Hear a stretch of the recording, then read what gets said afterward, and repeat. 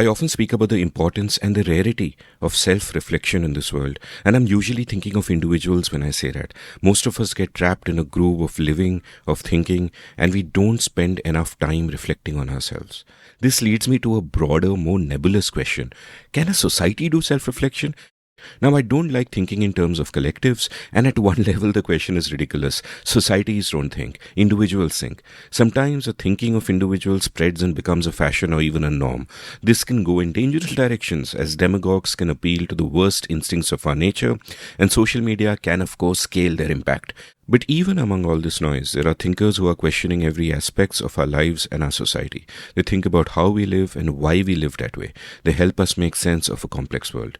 My guest today is one of those thinkers. We should all read his work and be inspired by it to examine ourselves and our world. Welcome to The Seen and the Unseen, our weekly podcast on economics, politics, and behavioral science. Please welcome your host, Amit Verma.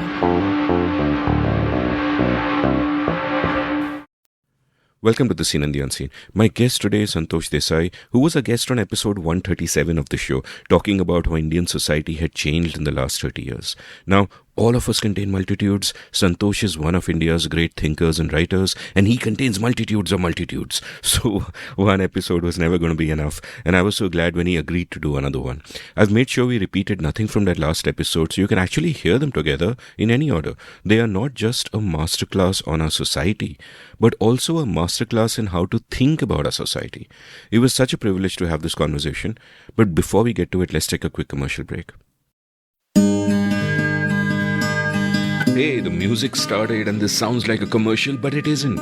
It's a plea from me to check out my latest labor of love, a YouTube show I am co-hosting with my good friend, the brilliant Ajay Shah. We've called it Everything is Everything. Every week, we'll speak for about an hour on things we care about, from the profound to the profane, from the exalted to the everyday. We range widely across subjects and we bring multiple frames with which we try to understand the world. Please join us on our journey and please support us by subscribing to our YouTube channel at youtube.com/Amit Verma, AMITVARMA. The show is called Everything is Everything. Please do check it out.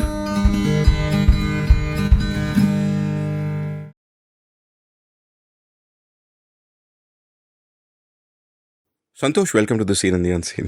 Thank you so much, Amit. It was such a delight recording with you 4 years ago, I think it was. However, the show was shorter in those days and we only did 2 hours. So I'm hoping to kind of keep you captive here for 10 hours, 12 hours, however long it takes till we get everything out of you. Yeah, that's what I'm terrified about. Yeah. So I don't want to make you self-conscious, but as you sat down, I noticed something in common between your shirt and my shirt. And it is something, in fact, which you have written about. So I want to kind of read those words out where you wrote, quote, "In earlier times, one's midriff modesty was protected by the fact that shirts had a substantial overlap between its two sides. I'm sure there is a technical name for this, but I'm talking about the strip of cloth on which the buttons are mounted. This isthmus of restraint, this plank of civilizational propriety, ensured that when one sat down and the shirt folded upon one's paunch, no skin was revealed. For reasons best known to themselves and no doubt in the interests of moody fashion, that strip of cloth has either been removed altogether or narrowed to the point of rumor. As a result, every time one sits down, one is exhibiting skin." Stop quote. And I'm sorry I made you look down like that. And you are much more fit than me, so it is less of a problem. But yeah, so this is an interesting theme to start with, because one of my sort of pet peeves is how what biologists would call isomorphic mimicry is all around us. That, fashions that may make sense somewhere else are just transplanted to India and they make no sense. Like your particular column was about something that I rant about, and my recent guest Pushpesh Pantji was absolutely fuming about it, the slim fit phenomenon. And another fashion that I think I started seeing 15 years ago was hotels in their rooms would have this glass wall between the bathroom and the bedroom, which makes zero sense. I mean, who wants that? In a country of 1.4 billion, I don't think you'll find anyone who kind of wants that. Kind of looking back, if I ask you for a moment to reflect on what would you have worn 30 years ago, how is that different from what you wear today, and what would you find fashionable and desirable then? How have your personal notions of fashion changed? Well, actually, 30 years ago, I have to say that one had virtually no notion of fashion, in a manner of speaking. So 30 years ago would be, let's say, 93. Actually, the problem is that, when as the older you get, your idea of 30 years ago, when you count, it turns out to be surprisingly recent. Oh, 93. Okay, that's not so bad. No, I had some notion of fashion then. Yes. So, no, I think at that time, it was more rudimentary, right? I mean, the fact is that, in India, all of us have had some very basic constructs of fashion. And I was no exception. And so, for instance, we have this notion of matching or contrast. We have two kind of ways of thinking about it, right? And so it was the idea of fashion was essentially to be presentable, to have X number of blue shirts, white shirts, not have too many loud checks. So, and a lot of it was to do with what you will not wear rather than what I would wear, right? For instance, so it was a lot to do with saying, that is garish, but what you end up wearing was absolutely middle of the road, blues, whites, grays, by 93, certainly any deviation from the norm was in fact a problem. So I must say that I dressed absolutely generically.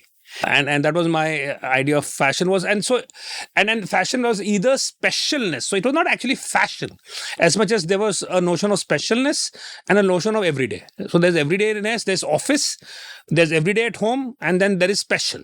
Special is just, again, what defines special is a little more expensive. Maybe at that time, ready-mades, certainly, so something which is ready-made, a little branded maybe. But it was, I must say, a very, very sort of very rudimentary idea of clothes at that time. We stopped, I think by 93, stopped doing the tailored stuff.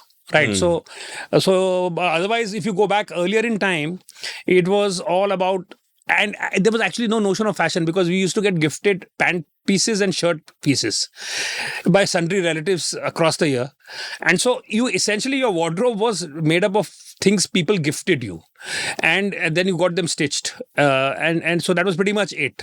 But yeah, so things have changed, I think. Certainly there is in terms of fabrics, in terms of cuts, in terms of, there is I think a much greater, I mean, if I was to look at my wardrobe today versus what it was 30 years ago, certainly I think there would be a change. Particularly, I must say, post-pandemic, I find that the sensibility has loosened substantially. I cannot now tuck in my shirt. That is done. I mean, I find it, it's impossible to go back to the time when you sort of have this. And then if you just reflect about it, it's a weird thing to do. Why should you tuck your one piece of garment into the other? I mean, as a convention, it's interesting as to how that becomes a convention for formality. How do you think it became a convention? I'm wondering whether it has to do with the military. Because our notions of formality in some senses and the spit and polish and, all of the idea of being well presented, even the notion of matching, in a sense, I wonder if it came from, because the best turned out people, certainly growing up, were people from the military. They had a certain, there was a certain crispness to the attire. There was a certain finish to what they did. And obviously there was a great amount of care that went into it. So the notion of who is well presented, and their shoes were shining, their buckles were shining, there's a certain, and I think in many ways the creases were sharp, and so the idea of what constituted being well turned out, I'm guessing, but I if I had to attribute it, I would probably attribute it to the military.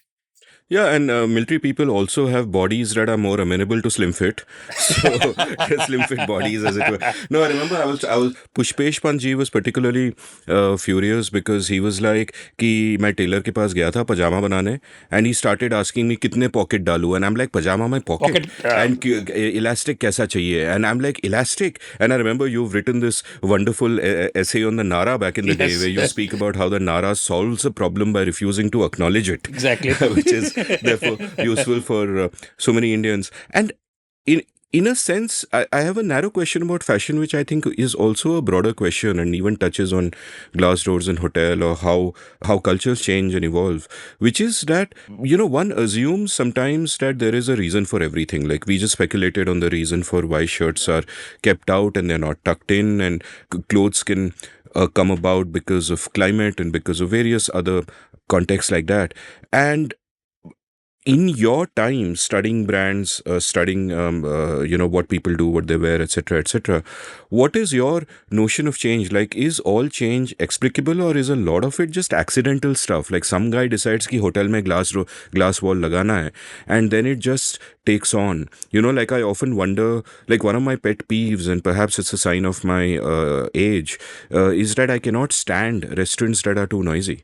But it has almost become de rigueur, it's become convention that every restaurant, every empty cafe has to have music blaring at an insane volume. And my suspicion is, and I have asked restaurateurs why do they do this, and they just kind of waffle around the question. But my suspicion is that at some point this slipped into conventional wisdom ki aise होना चाहिए, and then people follow it kind of unthinkingly. Like there was a cartoon I remember reading, I can't recall where I read this, about how there is a convention in a particular army camp that a guard always has to stand by a bench, and it's been like that for 30 years, nobody knows why. And then one guy decides that I got to find this out, so he speaks to his senior in the camp, he doesn't know, and then it goes back all the way 30 years ago, where he calls a commandant who founded the camp, and he asks him that, where did this tradition come from, and the guy says, what tradition? He says, there's a guard standing by the bench. And he says, oh, the paint hasn't dried. so, so what is your sense? Because as, thinking, rational men, we try to ascribe causation to everything and try to understand everything, but often things are just chaotic. Well, that's true. I think that's true. I think there's certainly a large measure of what happens that is accidental, and it crystallizes into norm. But I think the flip side is also true, and that's what actually interests me more, which is the fact that things we don't think mean anything, as to why they tend to mean something. For if I was to look at, say, the restaurant example, I tend to trust things that are not rule based, but that are where there is a large number of people participating, and where that still continues. So if, for instance, restaurants are noisy, there are lots of, the data points and the number of experiences for that are so many that if that was not serving a purpose, there is a reason why that would die out. The army is different because it is rule based and it is hierarchy based, and therefore the idea of an individual taking any initiative does not arise.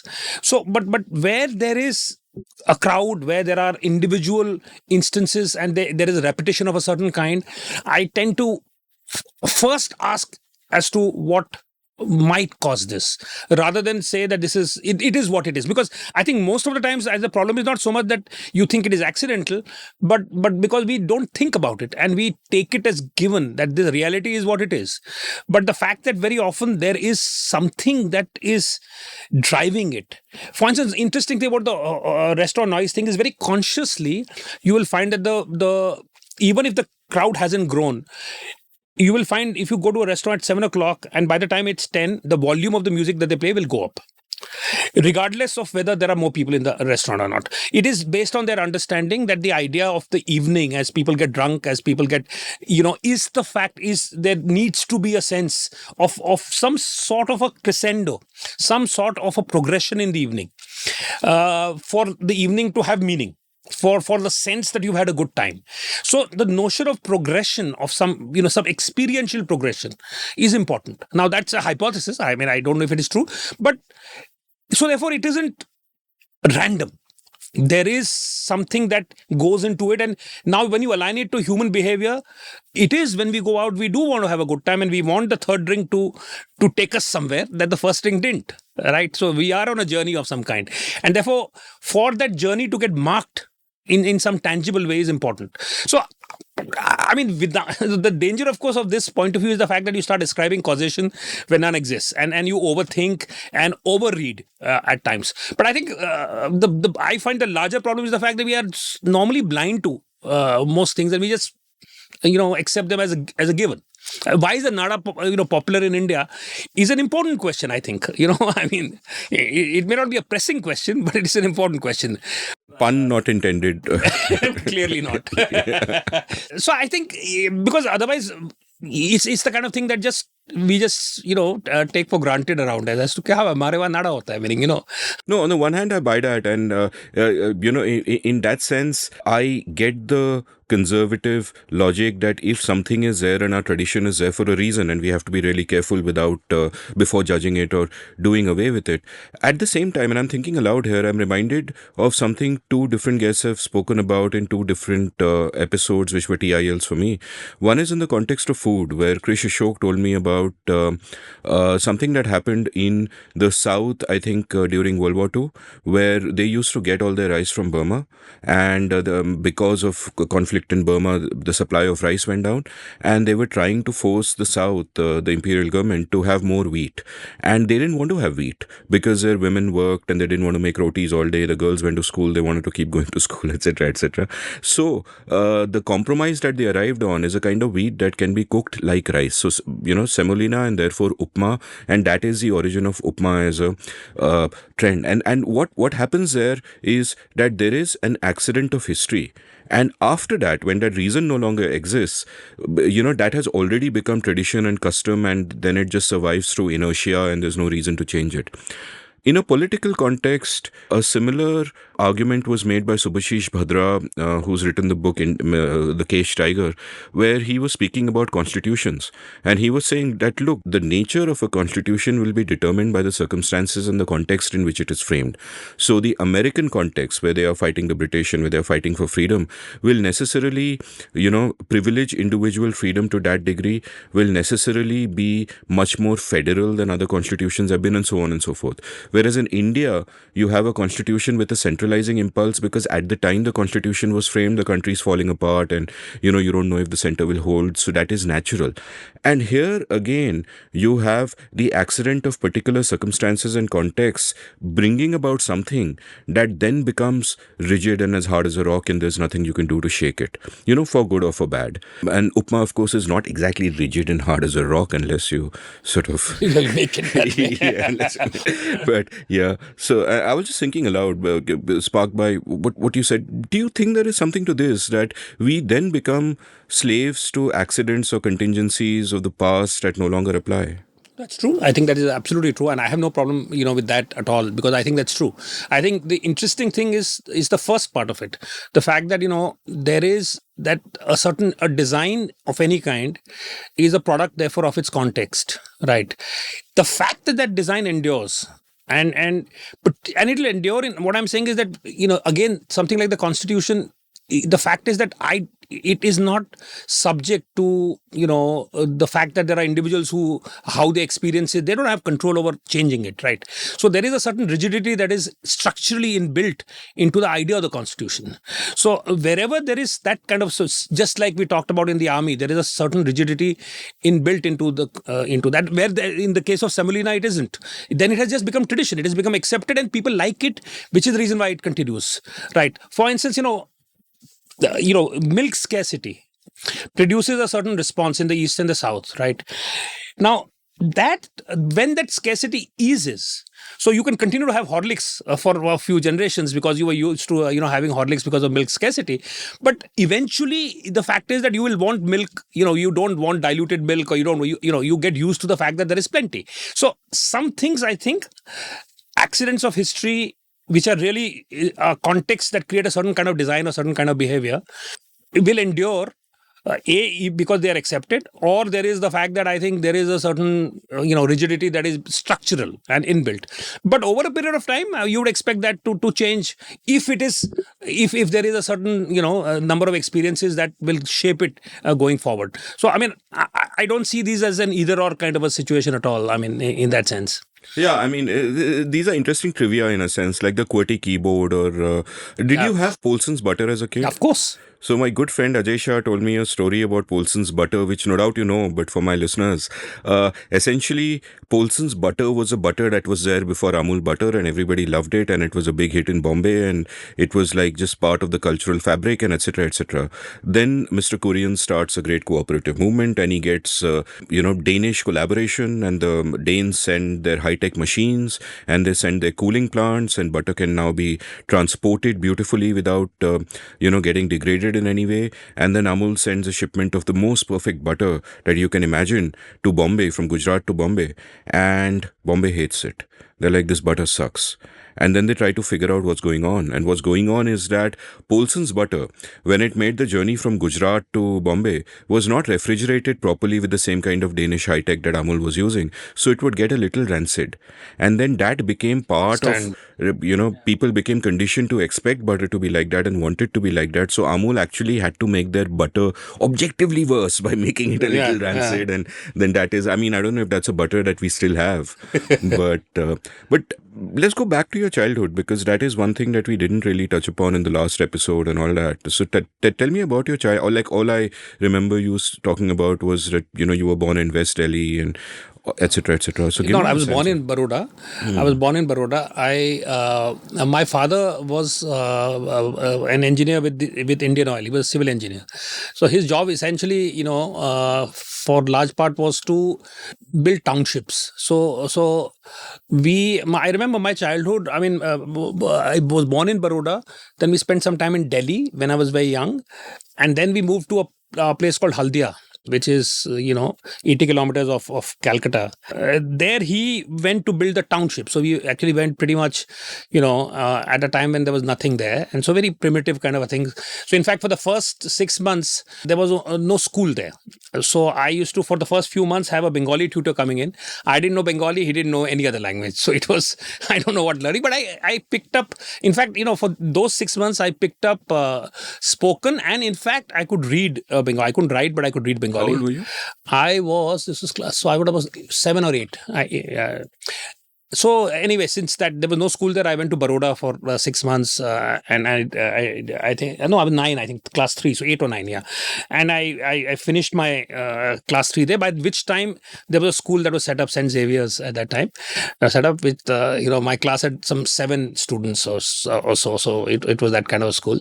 So I came back. By that which time I had forgotten how to read Bengali, although I can still recognize some sort of. I can make out if some letters are which I still recognize. But it was growing up in a township, and which was actually great, because very few people, and you were roaming around the whole day. There were like piles of sands that you were jumping from all the time. It was that kind of, with a little pukur or lake, a little pond that I first went swimming in. So it had that kind of an element, which was, I think, in some ways, there was nothing available there. Because there was absolutely nothing. So it was far away from any sort of a urban kind of an idea of growing up. But it was, I think, great. It was in some ways idyllic. In some other ways it was not, because there were a lot of, it was primitive. But so that I think we were 5 years there in Haldia. Then we moved to Faridabad and then Delhi. So I've spent a long time in Delhi. So West and West Delhi. That's where my West Delhi kind of roots.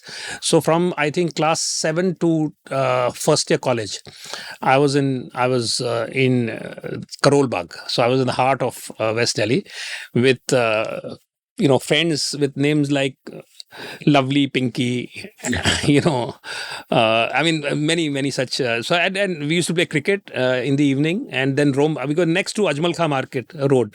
So the evenings were spent after that walking up and down Ajmal Khan Road.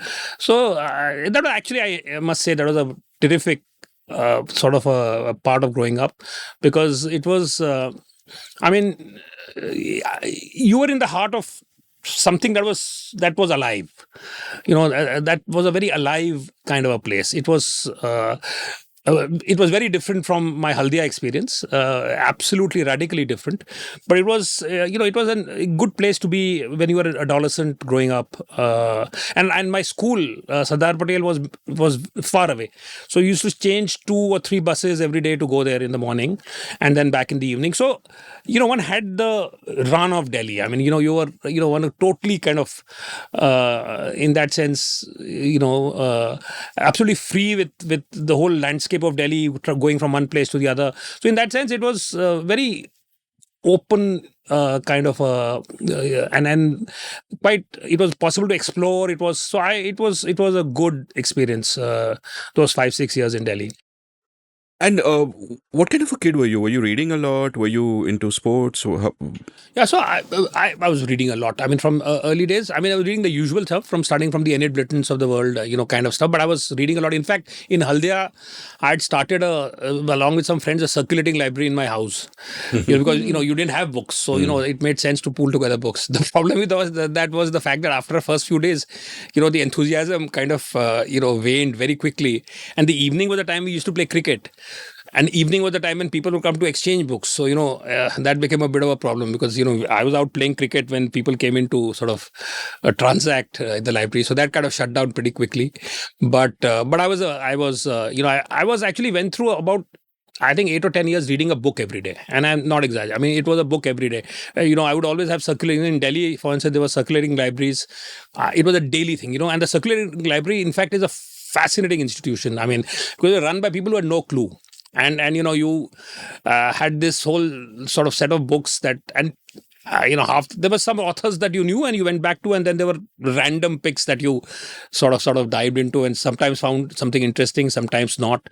But I went through the usual, everything from the Nick Carters of the world to the, from pulp to the Woodhouse, of course, and then all the Arthur Haley and, the thriller kind of thing. No serious reading, till that time. But sports, meaning only cricket in the evening and reading. These were... And music, listening to music. These were like the preoccupations. A book a day is pretty impressive. So I was a fast reader, and I would read a book a day. And to me, that was a way of maximizing the circulating library thing. So I would be reading through, dinner, through. I mean, so I was, it's that kind of. In the bus in the morning, if you happen to get a seat, I was reading in the school at any time that I got any time. I was reading throughout. I mean, it was just absolutely, I couldn't stop myself. How are readers different from non-readers? It's an interesting question. I think fundamentally the fact that you allow yourself to be immersed in other realities, I think allows you. I think. I don't know if it's true for all readers, but for me, the idea of being able to detach yourself from your context and to see the world through the lens of someone else, I think is something that, at least I think that what reading did was that for me, was to not place yourself at the center of the universe, and not therefore imagine that your ideas and your way of seeing the world is the only one. There are multiple perspectives, multiple ways of seeing the world, and I think reading, the fact that you are able to. I mean, I grew up, for instance, entirely in this make-believe world of, an imagined English childhood. Which is what, or an American childhood as I grew older, which is the Archie's comics of the world, right? So there were two completely distant landscapes that scones and iced tea, scones and iced hamburgers, tea, hot buttered scones, yes. Potted meat sandwiches. Now I still don't know what potted meat sandwiches are, but they sounded like, and I'm English cuisine sucks otherwise, but at that time it sounded like it was the best thing in the world. So, a quick digression from your childhood. There's a lovely quote by you which I really like, where you once said, "Nothing is mundane. It is merely a profound truth that we have got used to." Right? And I want to ask you about seeing, because there is so much truth in this, in the sense that in our lives, and this is a lament about myself also, that everything becomes mundane, everything becomes normalized. You lose the spark of living when you lose that sense of looking at something with fresh eyes and so on and so forth. And what writers have to do, I mean, either they do it already or they have to do it, is they have to learn to look with a deeper intensity. Now, one way of doing that, of course, is reading a lot, because then you are constantly looking at things in different ways when they are written about in different ways. You mentioned, I think, in our last episode that you like travel books because it's outsiders looking at us, and that helps you as well.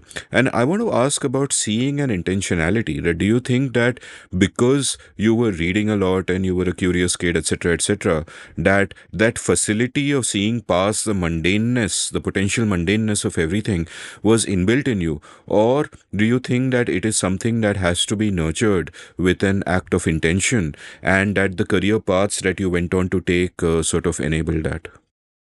I think in some ways it has to do with how much you own your own experiences, how much you and how much you draw from them, and the more I think one is able to own one's experiences, in a sense, then it helps you unconsciously develop a frame or a framework of some kind. What do you mean by own? In the sense that when you the granular nature of your, because a lot of it comes from one's own experience. You say that I enjoyed sugarcane juice a lot, and I remember the fact that the thing going in the juice coming out till it is dry and the husk is dry. So it's about you sort of you if you have that vivid kind of a memory and a picture of that event, all that remains is to ask why. Why is sugarcane juice so ubiquitous? What is the nature of sugarcane juice that sets it apart from other fruit juice? Right. I find that, so that's where the intentionality comes in, right? So there is one is the owning of the experience, which is the base that you have, which is, and giving it respect, and so that has meaning, and knowing that it has meaning. And then the second is to sort of the intentionality of asking the why. And I think I do this exercise actually with other people also, in workshops, etc., which is the fact that most people, if you ask the fundamental question, if you ask what is time, or what is a burger, or what is a, instead of assuming that it exists and it is what it is, but if you just ask the fundamental question as to what is it fundamental, what is it, if you have to define it as a thing by itself, what would it be? And I find that it's actually not difficult to arrive at, I think, deeper sort of understanding of things. So I think there is intentionality, of course. The fact that my career was in things where you have to understand why people did what they did, I think certainly helped ask these questions. But without the experience and the fact that those experiences had value, without that understanding, I suspect then it would be sterile. That it would not be that useful without having an experiential base on which to apply that. You mentioned in our last episode that you liked writers like Barth and Umberto Eco because they would quote unquote locate meaning in the trivial and everyday. Right. And is there also a danger there? Like I remember in 2006, I traveled through Pakistan to follow the cricket tour there. So I was there for 2-3 months, and I was also writing for the Wall Street Journal and so on. So I was doing a bunch of things along with the cricket and along with following the cricket. And I was almost live blogging. I was kind of blogging regularly, blogging every day. And at one point, I realized this tendency within myself that, boss, I'm trying too hard. That, I am traveling somewhere. I feel that I must produce meaning out of everything, every interesting stone or every person I meet who doesn't look like me. I want to find some significance there and make it a big deal because I am engaged in the act of writing. And that is one way to look at it. And another way to look at it is to lament that I am seeing with a gaze here that I don't apply in my own country or my own city because everything is normalized, and I should apply this gaze there. So how does one sort of watch out for those things that because you can go too far to get meaning, and at the same time the joy of discovering meaning is also intense and pleasurable? No, I think that's a real danger. I think there is a real danger to, like I said, to overreading things. I mean, and to sort of, and there is no sort of objective yardstick that tells you that now you're overreading things, right? There is no, I mean, there's, you could be, I mean, you could, be construing meaning where none exists. It could be an accident, it could be a perfect, or it could be another explanation, which is perfectly functional. It is things, so I think it's entirely possible. And the only way I think is a self-awareness and the fact that you have the ability to criticize and yourself. And so I think that's what, I think the idea of, subjective rigor, the notion that, interpretation is subjective, and there cannot be any objective way to verify that, in most cases. But without the rigor and the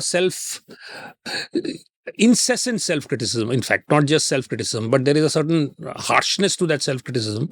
I think that is important, because that's the only thing that I think keeps you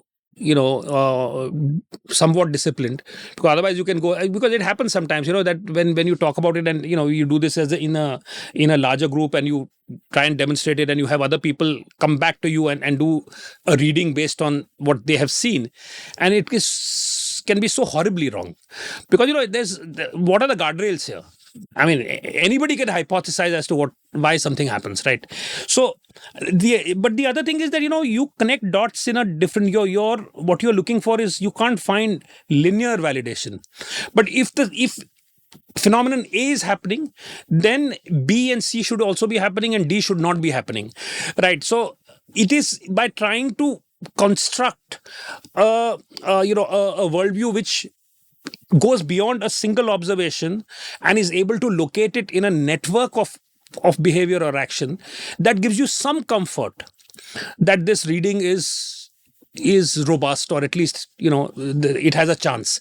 So I think it's important, but that process is important, of asking yourself those questions, and of but also I find very often that when it rings true, then there is a certain instant acceptance of that explanation, which I always talk about. This any insight is retrospectively self-evident. Meaning that it is, once you say it, I always knew it. It's not just that it's true. There is almost foreknowledge that has been buried. Give me an example. No, for instance, in so many things. I mean, for instance, if I was to say, I'm just saying because we talked about it, sugarcane juice, and I talk about the fact that it is extracting sweetness from wood, and it is the combination of so unlike a fruit which is colorful, which is pretty, which is enticing, there is nothing enticing about sugarcanes. They are like pieces of wood. You could beat somebody with a sugarcane, right? I mean, it's hard. So it comes from something which is hard, and it is everyday, but it's sweet in an ambrosial way. I mean, it is sweet in a way that virtually nothing else is sweet, right? I mean, it's sugar. I mean, of course it is sweet.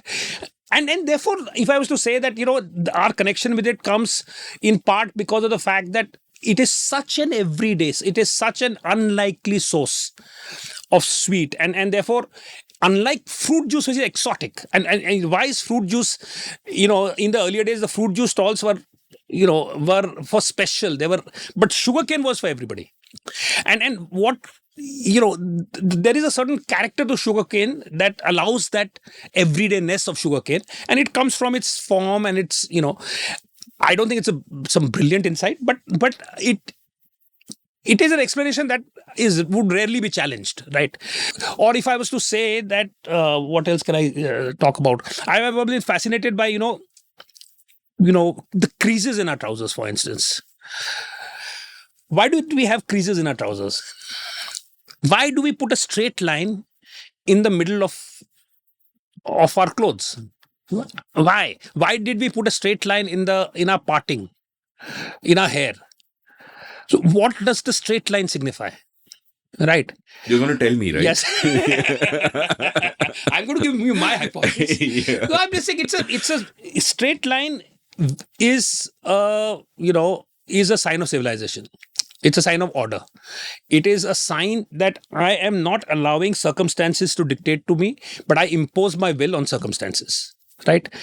I draw a saline deliberately to signify order, right? And therefore my hair is not just must it, I draw a line through it to say that it is a sign of conscious, self-conscious grooming, right? And now if when I say this, right, I have no idea if it is the truth, right? But I find that in more cases than not, people will say, okay, that makes sense, right? I mean, I hadn't probably thought of it like that, but now that you say it, it seems like, yes, that is the reason why we do it. I mean, that's just another example. And with time that changes, of course. Today, for instance, people don't put parting in there, nor do they necessarily have creases in their trousers, because that idea, just like they don't shine their shoes so that you can see your face in them, right? Because our ideas of what order means and the importance of order in our lives has changed. We don't think, the mark of being civilized is order.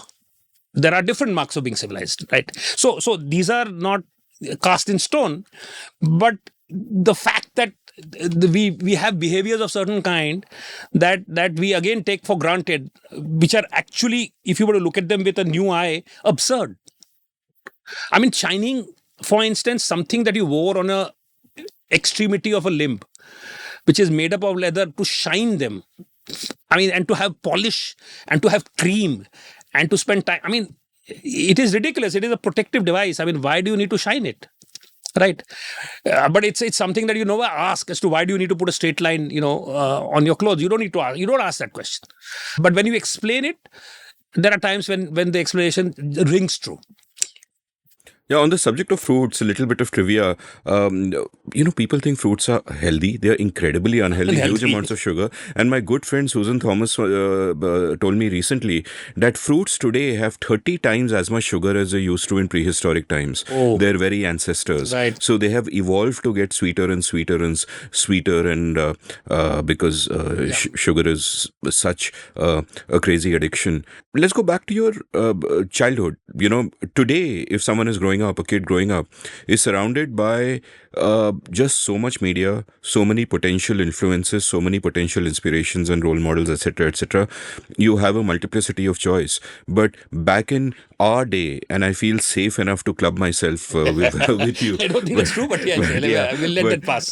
But back, 80s, 70s, 80s. But back in our day, we didn't have that. So a lot of our conception of self is circumstantial, and some of us, like I certainly was, privileged enough to also have access to books and read a lot. And some of us have that slightly wider world, but it is still we are working on what today, looking back, appears to be incredibly limited information, both about ourselves and about possibilities and about the world. What was your conception of self back in those early days like as you were coming through school? Like, was it based on stuff that you're good at and where that will take you?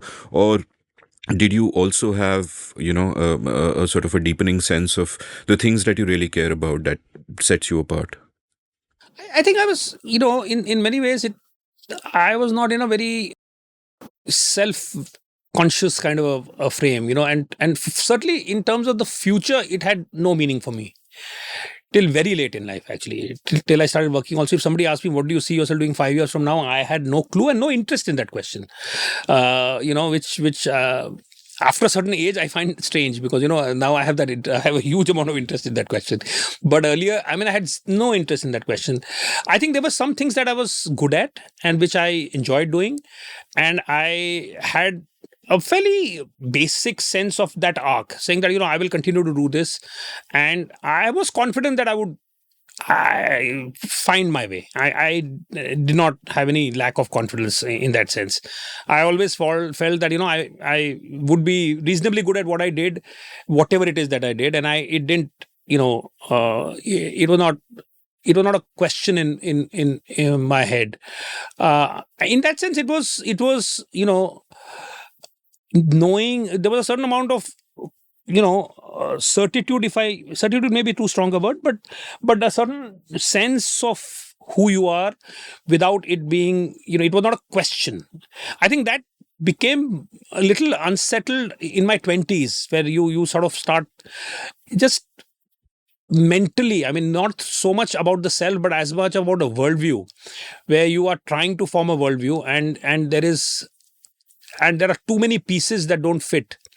And then you go through a process where you're trying to fit those pieces together. But childhood, I did not have that kind of an experience. I was, I think, fairly settled, and I had at least mentally, I was settled.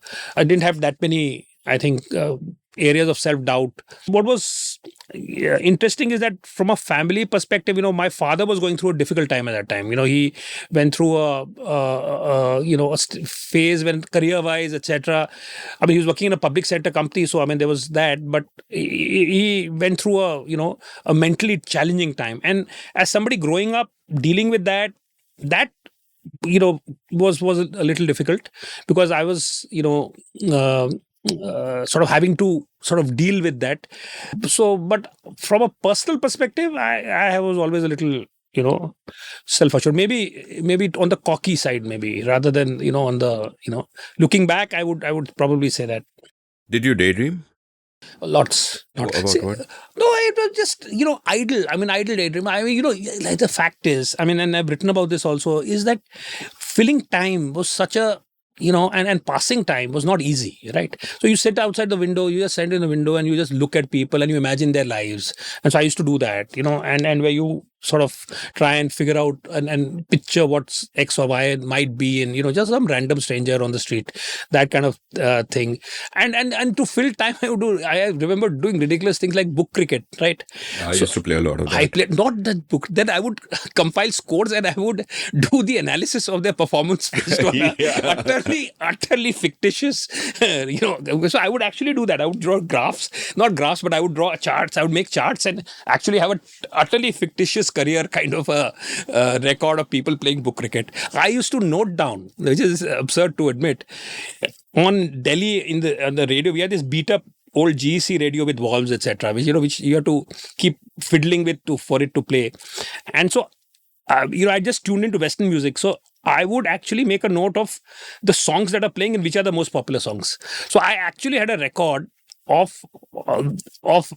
which were the most popular groups, which songs were playing the most, and I was so I'm just saying those are ridiculous things that one did. But it was, I think it's amazing when I look back. I think the fact that it's not daydreaming exactly, but it is a form of an other kind of a reality where you're trying to construct in some ways some way to make sense of the world in some form, and have some idea of being able to place things somehow in some sort of order, which looking back now I guess, because otherwise what is this fascination for statistical kind of a description of the world has no meaning to me in my immediate life at all. So in my house, there used to be a book lying around called The Wisden Book of Test Cricket, I think edited by Bill Frindle, which had every scorecard till 1977. And of course, there weren't so many test matches, so it was one thick book. It was containable. And I would look at each scorecard and make up elaborate narratives of what happened and how they got out and the tension and all of that.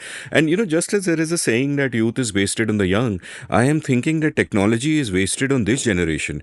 Because I'm just thinking that with your sort of obviously geeky mind, your attention to detail, your imagination, all of those things which you show in your book cricket adventures, if you were young today, you'd probably be coding and building apps and building businesses and all of that. And people living today are just so freaking lucky, including us. I mean, we are still around. I also want to, you mentioned worldviews, and earlier when you were talking about reading and how things begin to make sense, I was thinking of one of the sort of metaphors I use when I talk about the importance of reading is that we make a picture of the world by joining dots, and the more dots we have, the more high definition the picture, and reading gives you more dots. Right now, that tendency, that desire to make sense of the world is universally human. The world is deeply complex. We want to find meaning, we want to tell stories. And what typically happens with most of us is that we find a story that fits and that gives us comfort, and then we stop right there and we don't explore further. And a danger that can often happen to the young is that you arrive at a frame which seems to explain everything and which may give you other consolations or tribal belonging or whatever.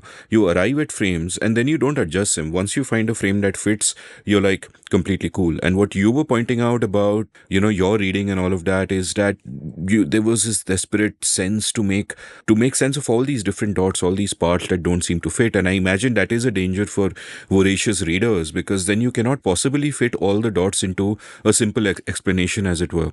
So I'd be curious in knowing about how your thinking evolved in terms of the frames through which you looked at the world. So I think, I'll just go back a little, digress a little, because I think one element which I think was, which I think missed out, which was important, was, apart from reading, was the fact that, my father was actually somebody who was, quite contrary to, the other milieu that, if I was to look at my relatives, if I was to look at other friends' parents, was this extremely sort of open-minded person when it came to arguments. And so a lot of, my early childhood, I remember having shouting matches with my father on purely conceptual things. I mean, not on anything that affected our life, not on my progress report. I mean, and so that was very clear. He was my father, and everything he said and everything was done exactly. I would be the obedient son on things to do with home. But the moment we had stepped out of that and talked about things, it was fair. I mean, everything was fair. I could say that you are absolutely, that's an idiotic point of view and you have no idea about it. I could say all that when I was 11 years old or 12 years old to my dad, and there was absolutely no problem. And like 5 minutes after the argument ended, I was back to being the obedient son, right? I think that, along with the reading, helped sort of open up the world, right? Because it gave the fact that it was absolutely fine to sort of cross lines of authority, the traditional lines of authority, and have a point of view, and that point of view was valued and was not quashed using force, but was actually engaged with and argued with, I think was something that was hugely important. And I think, which also, over a period of time, you observed your own point of view changing. So, I think because it was open, and the fact that you don't have to hang on to your point of view, there was no need felt to preserve and protect yourself, because, everything was fair, right? So it was possible to have that kind of a freedom. And I think that was very, very, very important, for me. And I think the question of, whether you get wedded to a single frame or not, I think the exploratory period of my life would have been early 20s, where, while I was, had done an MBA and I was pursuing a corporate job. I remember my first job was at this company, which went, downhill very, very quickly. Soon after I joined, was this company called Nikitasha, which used to make these kitchenettes. And my office was in a plant in Faridabad, and I was staying at that time in Karol Bagh again. And I was just scribbling, if I noted half the time, all kinds of things in a pad on my way there. It had nothing to do with work. And it was a time when, I had started reading some elements of, existentialist philosophy, and I was kind of getting interested in philosophy. And it was a period of great tumult. I mean, in just trying to get my head around questions of a more fundamental kind, and over a period of time, I think it kind of sort of became not a particularly codified or a coherent worldview, but it became a worldview of sorts. I mean, it gave me some sense of I think overall just the fact that a certain amount of detachment from your immediate context, the ability to look at things, trying to remove, your own sort of needs from it to the extent to which you can, explaining the world rather than taking positions on the world, and being more interested in why rather than whether this is good or bad. Of course, you have a sense of what is good or bad, but that is not the primary lens through which you look at the world. I think those became some sort of principles that, rather than a point of view which was ideological, a point of view which was more, in a sense, setting the guardrails on how to see the world. And I always find, even to this day, I find it very difficult to be described by any label. I mean, I cringe against, I have a problem with that. I always, in socially and otherwise also, I find myself much more comfortable being the outsider rather than inside a group. I'm never part of I mean, I find myself very difficult to be part of a group and having a group identity.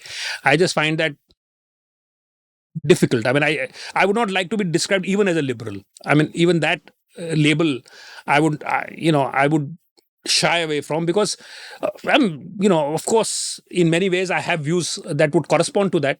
But that label is so confining. It is, it just freezes you into having and a certain expectation. Why should that be? Why should I not have on one of the many issues that liberals agree on, I could disagree violently, and I must have the freedom to do so. Because otherwise, I just find myself kind of, restricted and imprisoned, and that's something that I don't enjoy at all.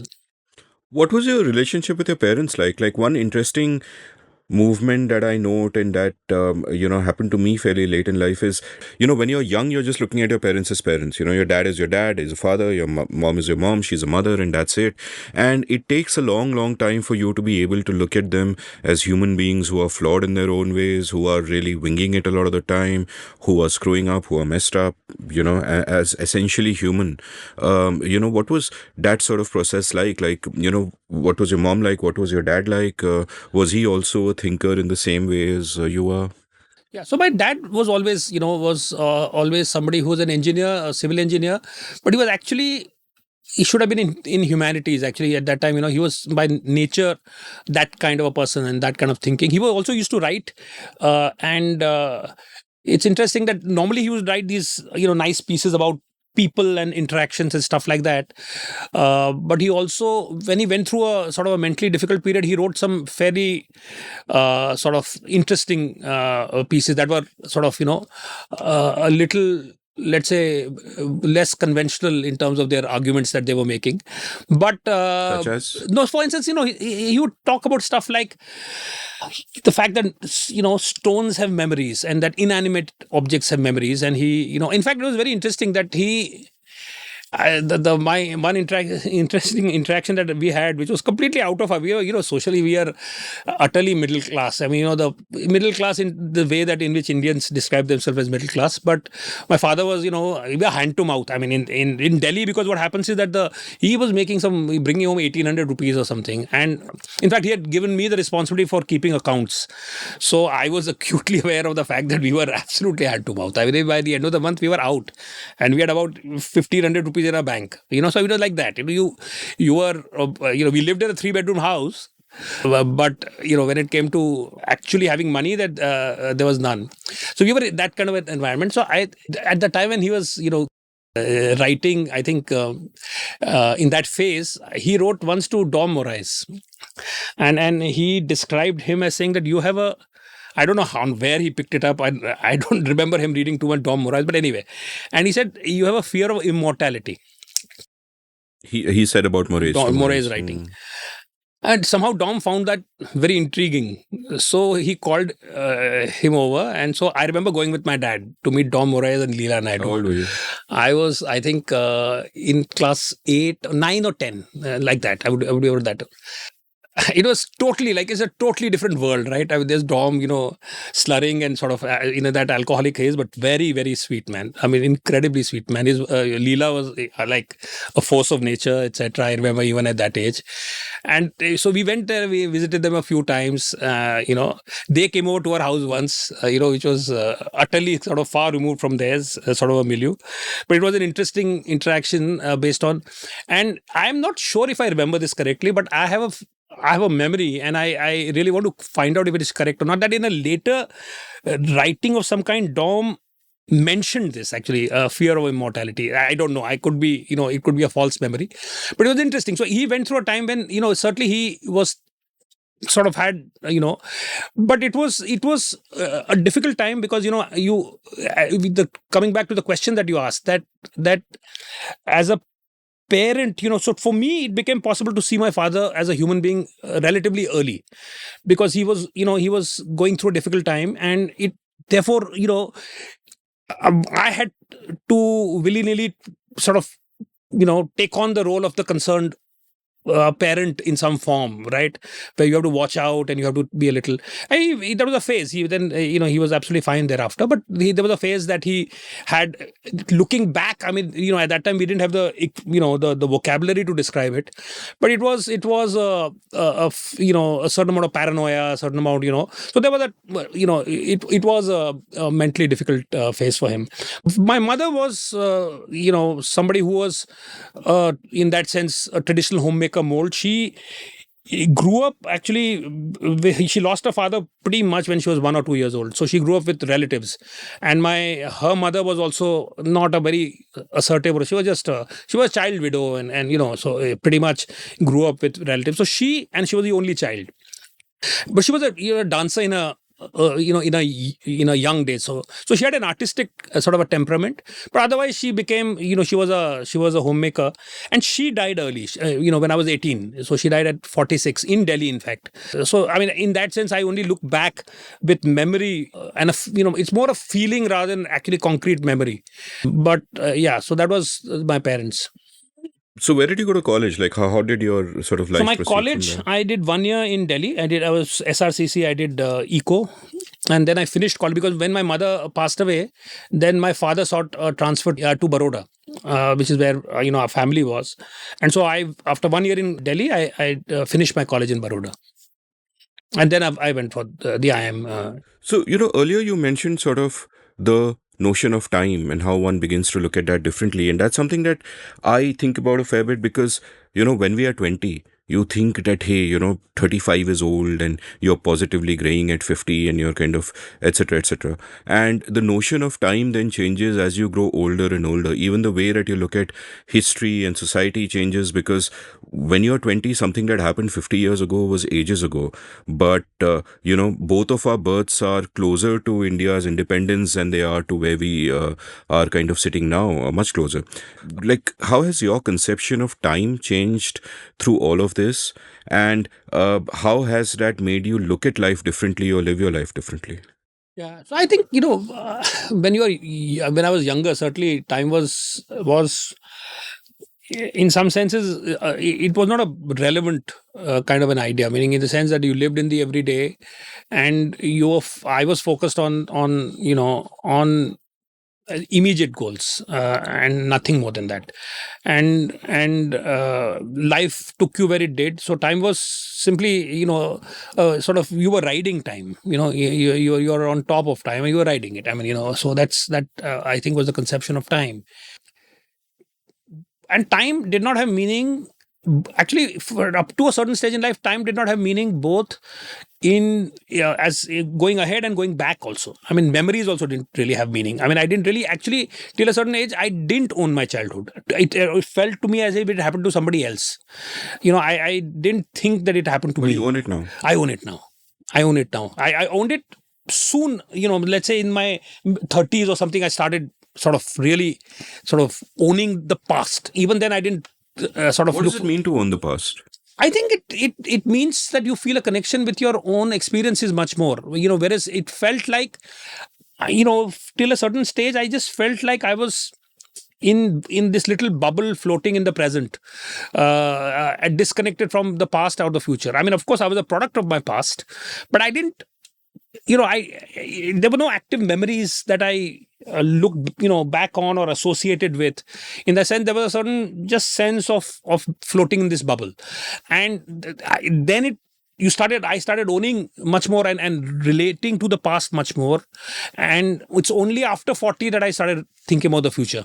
So my sense of time, of the future and what it means and what it could hold and what, started only till I was 40. In fact, rather, I would say exactly at 40, meaning I think there's almost like a switch that went off at 40, which said that, okay, now, so financial planning, the sense of what happens in the future, knowing that, okay, having the fantasy of retiring early, all of that, started happening at the age of 40, which is also coincided with the time when I was probably in my most high pressure sort of part of my career. I had just become the head of an agency, and, so therefore I think also the need to escape was the strongest at that time. So I mean, to plan escape, it was actually more to plan and escape than to plan the future, I think, in some ways. No, there's this saying about how the past is a foreign country.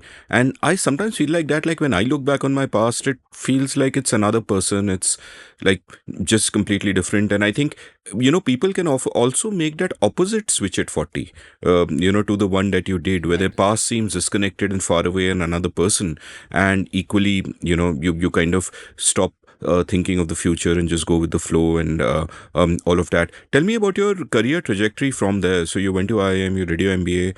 So my first job, like I said, was with Nikitasha, which lasted about, I think, 6 months, because I was analyzing, my strong markets for the one where we declined by 70% and the weak markets where we declined by 90%. So that was that was my experience pretty much in Nikitasha. So it was a dying company when I had joined.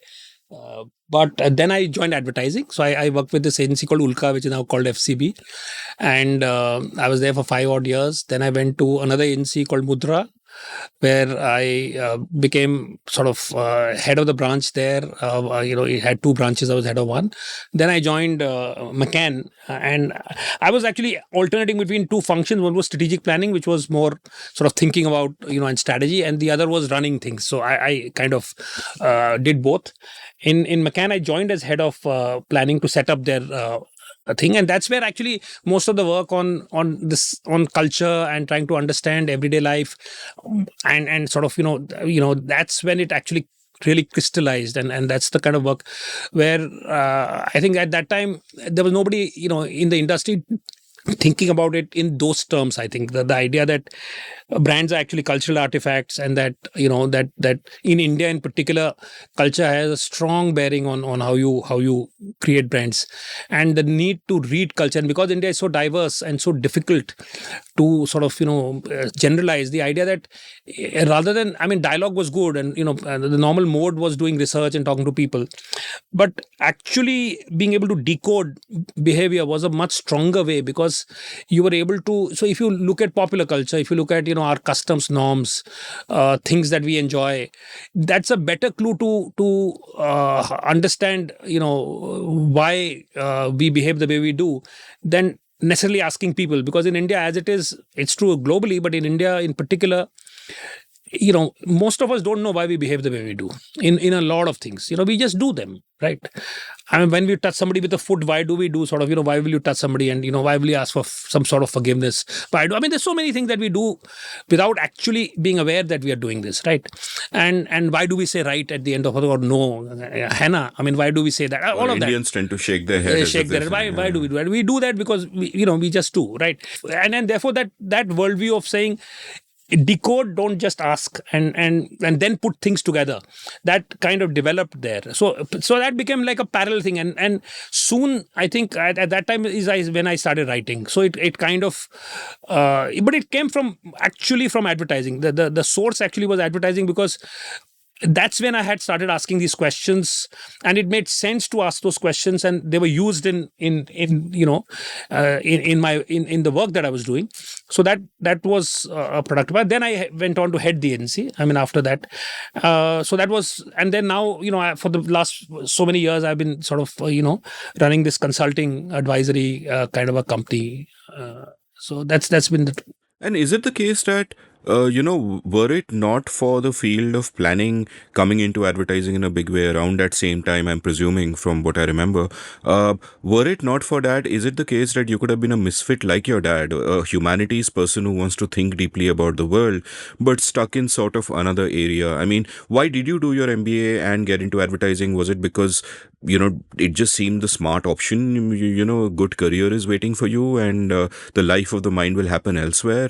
Or were you also excited by aspects of it, and everything just happened to dovetail beautifully? No, I was clear during my MBA. I was a misfit MBA in some ways. I mean, in the sense that I quite was happy to be a sort of a bit of a misfit. I was not a major misfit. I wouldn't say there were people who probably were bigger misfits, but I was a bit of a misfit. I was reasonably good at the quantitative side, which is normally the reason what people have. I was not great at it, but I was reasonably okay with it. I enjoyed, actually, more than being great at it. I enjoyed. I don't have any fear of the quantitative side, but that was not what I wanted to do. I didn't want to do the typical consulting, the business consulting / investment banking kind of a thing. It held no interest for me. So I was always sure that I wanted to be in a more creative kind of an environment, and so advertising was not the smart. Actually, advertising was not the smart thing to do. The smart thing to do was a job with Citibank at that time. That was the smart thing to do if you got it. I didn't even apply for those jobs. I mean, I was not interested in those at all. It was either marketing or it was advertising, and so to that extent, it was, I was quite clear about the fact that I wanted always to have. And so had I not had this planning thing not happened, I think, at least when I joined advertising, there were a lot of, when a lot of agencies didn't have plannings, you could still be an account management type of person, a business person, and still do this, because I think that was the expectation, that agencies do this, and that it was a more sort of a cerebral function. So to that extent, I don't think I would have been a misfit had this function not happened. But yes, because this function happened, I think it allowed me to sort of really, in that sense, do what I really like doing. Yeah, it was, and also the truth is that I chose to define it in a way that, so it was not defined like that. It was defined in a much more, it was an adjunct to marketing, but it became much more a humanities discipline because of the fact that India was going through what it was ripe, and that's how I decided to make it. I mean, I decided to define the job like that. So, I mean, that was not the definition of the job at that time. You were not considered to be part of the, broadly speaking, the humanities spectrum. It was still an adjunct of the MBA. It was analysis and figuring out market segmentation and figuring out, that kind of stuff. The idea that you're talking about codes and narratives and how, that was a totally alien language. And that came out of my interest in the kind of things that we've talked about. And I would imagine the typical kind of MBA or the advertising person who gets into that field, for them it'll be about understanding a market, while for you, from where you came from, it was about understanding a society, and then of course you understand the market at the same time. So can you give me a sense of how this actually plays out, where in the process of understanding a brand, you dig deeper, you figure out some fundamental truths, perhaps early TILs for you, which then play back into building the brand and so on and so forth. There will be several examples, but say, for instance, Tanishq was a brand that we had worked on now many years ago, but it was a brand that came and that was created with the with the idea that India is a huge jewelry market, but it's that the designs are all traditional, so that there has to be a place with such a huge market for a more contemporary design-led brand. So its founder, Santoshs Desai, he had this amazing kind of a facility and understanding of design. So he had created this brand with a very European sensibility, and the idea that there is and initially it was, in fact, they did 18-karat gold with very high stones and embedding kind of, and a very high design kind of a brand. Of course, in India, 18-karat stone is aluminium, pital, meaning there is nobody counts it as gold. So I mean, that was an early correction they made. But their problem was when we went to them, was when we worked with them several years ago, was the fact that they were a very well regarded brand, but they were bought for trinkets. Earring here or a ring here, and it was also people who did have traditional jewelers when they were. So, for instance, if you moved to Bangalore and you didn't know anybody, you went to a Tanishq. But if you lived in Lucknow and had been there all your life, you went to a traditional guy because jewelry. So they couldn't participate in the wedding market, and the advertising also tended to be this very designer advertising, with very young women with a certain style, a certain. And so their reading and therefore their design function was also populated by people. Their design heroes were people who did that. The wedding stuff they did was a bit of a chore. Okay, we have to deal with this, so clunky kind of stuff, we don't. So their conception, their mental model of jewelry was much more as fashion, and that's what it was articulated. Jewelry is fashion. It's an accessory, and therefore it follows fashion codes. I think what we demonstrated to them was the fact that in India, jewelry is not fashion. Jewelry is culture. It is not fashion. Jewelry is highly coded. The motifs are highly coded. They all have meaning. They have legacy. They have history. And you are basically, your mental model of the category is wrong. I mean, it is not fashion, and as a result, you celebrate the wrong people. As a result, you are happy with the part of the market that is not remunerative. Now, the problem, of course, is the fact that you can't be you're not a traditional jeweler. So the way out was the fact that why don't you reinvent tradition rather than follow it, but use tradition as a base. Don't be an insider changing things rather than an outsider sort of thumbing a nose at what exists in your own way, right? And therefore this idea that become in fact the largest repository of jewelry traditions in India, understand them the best, and then do a version of them. So do a Tanishq take on Nizam jewelry, do a Tanishq take on Rajput jewelry, participate in Bollywood cinema, and so it became from a brand which is an outsider looking in, a brand which is an insider, sort of reinventing, reimagining traditions, but very much embracing traditions. And therefore, internally, you celebrate that aspect rather than. So, I think a cultural read of jewelry, which allowed, and had a huge difference. It made a huge difference to them because it allowed them to participate in the mainstream market. Much more. Their advertising, in fact, started with new tales of tradition was the tagline at that time, and therefore it became so just an illustration of how a cultural reading can be useful. Whereas a conventional marketing, we went segments, we went this, we went that. There is no way to reach this point. I want to double click a bit on the fashion versus culture thing. Like, would it then be correct to say that fashion is something that is transient and may depend on superficial things like what looks good and what doesn't, but culture comes along with deeper meanings and so on and so forth? Is that fashion also has its own?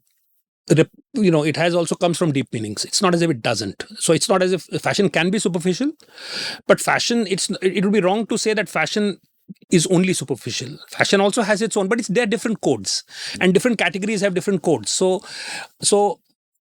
can you give me examples to illustrate that? No, for instance, I'm just saying that fashion, if you were to look at, what, why, certain kind of fashions are classics and why certain kind of fashions are transient, right? The reason why we see the fashions are trying to do two or three things. One is that they, at an individual level, they're a communication system, right? Essentially, fashion is a communication system. So we are always trying to communicate who we are, what our context is. So what our inside is, what our times are, what group do I belong to, right? You're doing gender signaling, you're doing status signaling, you're doing group. So there are a whole lot of things that we are expressing through fashion. So fashion fundamentally is a very deep sort of an instrument of communication. So I would not characterize as saying that culture is deep and fashion is shallow. Fashion is deep, but for it, transience is important. To communicate that I am ever changing, times are ever changing, contexts are ever changing, which is the reason why fashion must be ever changing. So it is not about superficiality, but it's about communication of a certain. It is about time. It is about the fact that the world has to change on a moment by moment basis, and if we are alive in this world, then we must reflect the fact that the world changes on a moment by moment basis, and fashion therefore is a sign that we are alive. And the fact that we are alive to things around us. So I certainly think that fashion has its own fairly sort of deep reasons why fashion is fashion. Although it is possible to construe it as being superficial and being transient and being trendy, right? So trendy is one part of fashion, but trendy is not all that there is to fashion. So I do think that fashion has, what it chooses to emphasize, what it chooses to hide. There is a story in all of that. Can fashion become culture? I mean, wasn't everything that is culture once fashion? Yes, I think so. I mean, I haven't thought of in those terms, but fashion can become culture. Fashion can certainly become so deeply embedded in our way of life that it becomes sort of something that we don't think about on an everyday basis. But then we stop calling it fashion. Also, I mean, so by its very nature, then that moves into another box. So tell me about the writing. Like, does our mutual friend Vikram Doctor asked you to write for the first Right. time? I think for Yes. Economic Times, right, or for Yes. Times? Yeah, Economic Times. for Economic Times, and eventually then your long-running Times of India column, City City Bang Bang, which has been how many years now? It's the 20th year. This is 20th year. Wow, Yeah. congrats. 2024 will be 20 years. June. Mind blowing. So two significant events next year: this and the elections. So, yeah. So what was that like in terms of evolving your interests and your thinking? Because there is often a danger when you're in a job that even though your focus was beyond marketing and into society and culture and all of that itself, there is still a danger that the focus becomes narrow and you think only along those lines. But I'm guessing that having to write every week then makes you think differently. Like first you look at the world differently because you're trying to find meaning. You're saying, "Arey, I can write about this next week," and etc. etc. And B, the act of writing is in a sense an act of sharpening your thinking itself. So how did the writing shape the thinking? How did it shape your reading? Did it shape your reading? Were you then reading more to kind of expand your thinking as well? Well, I think writing certainly, shapes thinking in terms of the fact that it makes it more pointed. It forces you to also expand it, so a single observation, then has to, as a for it to have a piece, for there to be a piece in it, it needs to be bolstered by so every piece in a sense is a little ecosystem, around an observation or two, right? So it's a little, right. So that's the other thing that I think writing does, which is just to sort of, and also I think the fact that it forces you, because I don't see the point in writing. In fact, I find that is my big complaint with a lot of uh, ideological writing, is the fact that you're making a point that has been made 100 times before, over and over and over again. It's the same thing. It's a very noble thing that you're saying, but it's not readable. Paromita Vora calls us jogging on the spot for 20 years. Okay. I'm a big fan of Paromitas. But anyway, so this is, I think it is that. It is just endlessly repeating the same thing. And I don't know how that is readable. Right. I mean, yes, understood. Very good. Very noble. But why? I mean, why should I read it again? I know exactly what you're saying. It's an outrage and it is this and, and all of that. Anyway, so, to me, having a stance, having something to say, which I don't know about others, but for me feels like I have a slant on it, which is fresh. I think that forces you to always evaluate your thinking from that perspective. There's no point in saying something that has been said in that way. I mean, at least I should feel it is fresh. Other people may or may not agree. So I think that's the other thing that it sort of reinforced. In terms of reading, actually, I've had the opposite experience, actually, I must say, which is a very, very, dispiriting thing for me, which is the fact that the more I write, the less I read, actually, I find. Because I find the two, I find, because most of my writing is, it's kind of complete homegrown in a sense. It comes from an and I find that with reading I lose some of the freshness of that. I find myself echoing other people's thoughts, and I find reading valuable when I have a thought and I read then to expand that thought. So I prefer to now, unlike earlier when I would read anything, now I find myself naturally, without thinking consciously about it, reading along the axis of an idea that I've already had, which I think is very limiting and which I find, terribly sort of disappointing, but I can't help it. I just find that I'm not interested. So, because otherwise I think it interferes with how I am thinking about things. So I this ab initio way of thinking, of through first principles and having that freshness. So to me, originality is something, that comes from the origin rather than something that is, necessarily new, or has not been said before. So from me, it must come from the origin. It must come relatively sort of fresh. There is nothing that is absolutely fresh, but I find that when it is second hand, it's not as if it doesn't happen. It happens all the time when you are reading something and a thought strikes you and it's still a fresh thought. But somehow instinctively I find myself reading less rather than more. And part of it, of course, is the usual social media, having attention spans kind of get chewed up, in today's times. All of that is true. But I think the more fundamental reason is that I have seen a link between my writing and my reading. So, a final question before we take a break, and we have kati kebabs waiting for us, which were once fashion but are now culture. I think you'll agree. And that dives into this whole thing of people jogging on the spot, and yes, people do that a lot now.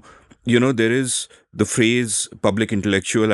You of course don't like any labels ascribed upon yourself. And once I called Ram Guha a public intellectual. I've done 5 episodes with him, and he was offended and said, no, I am no such thing.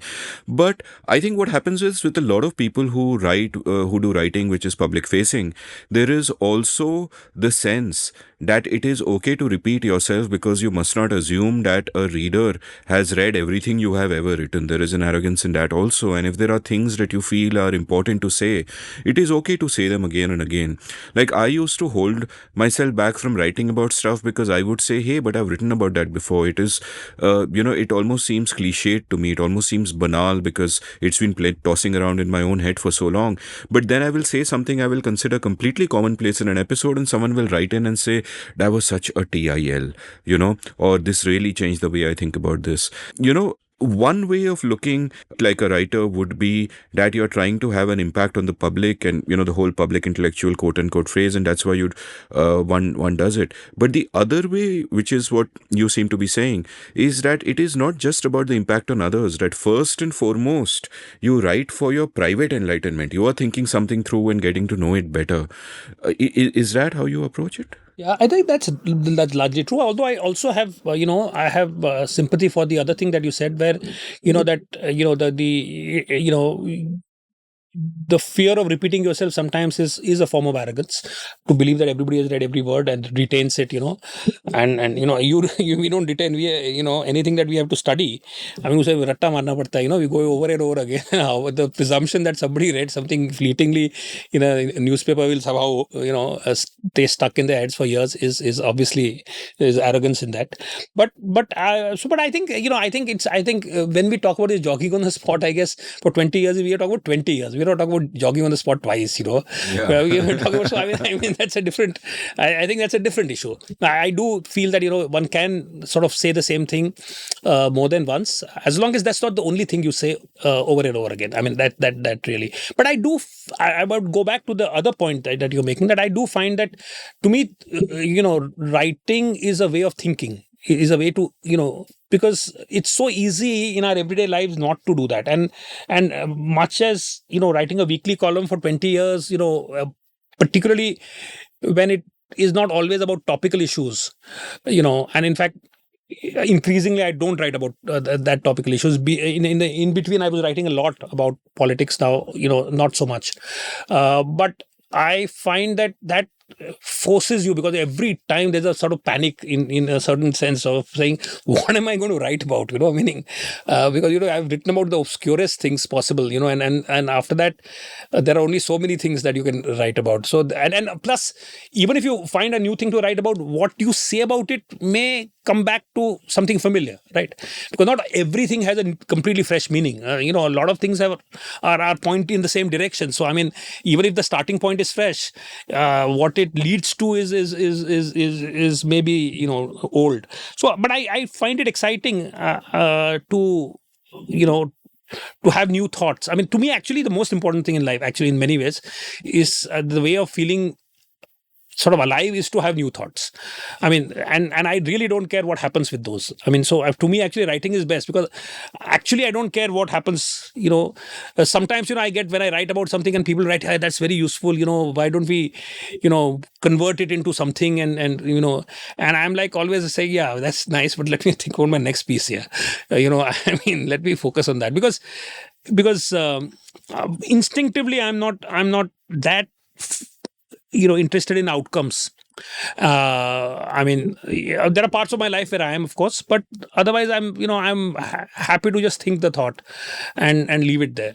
I do have a follow up question, but we'll get to it after lunch.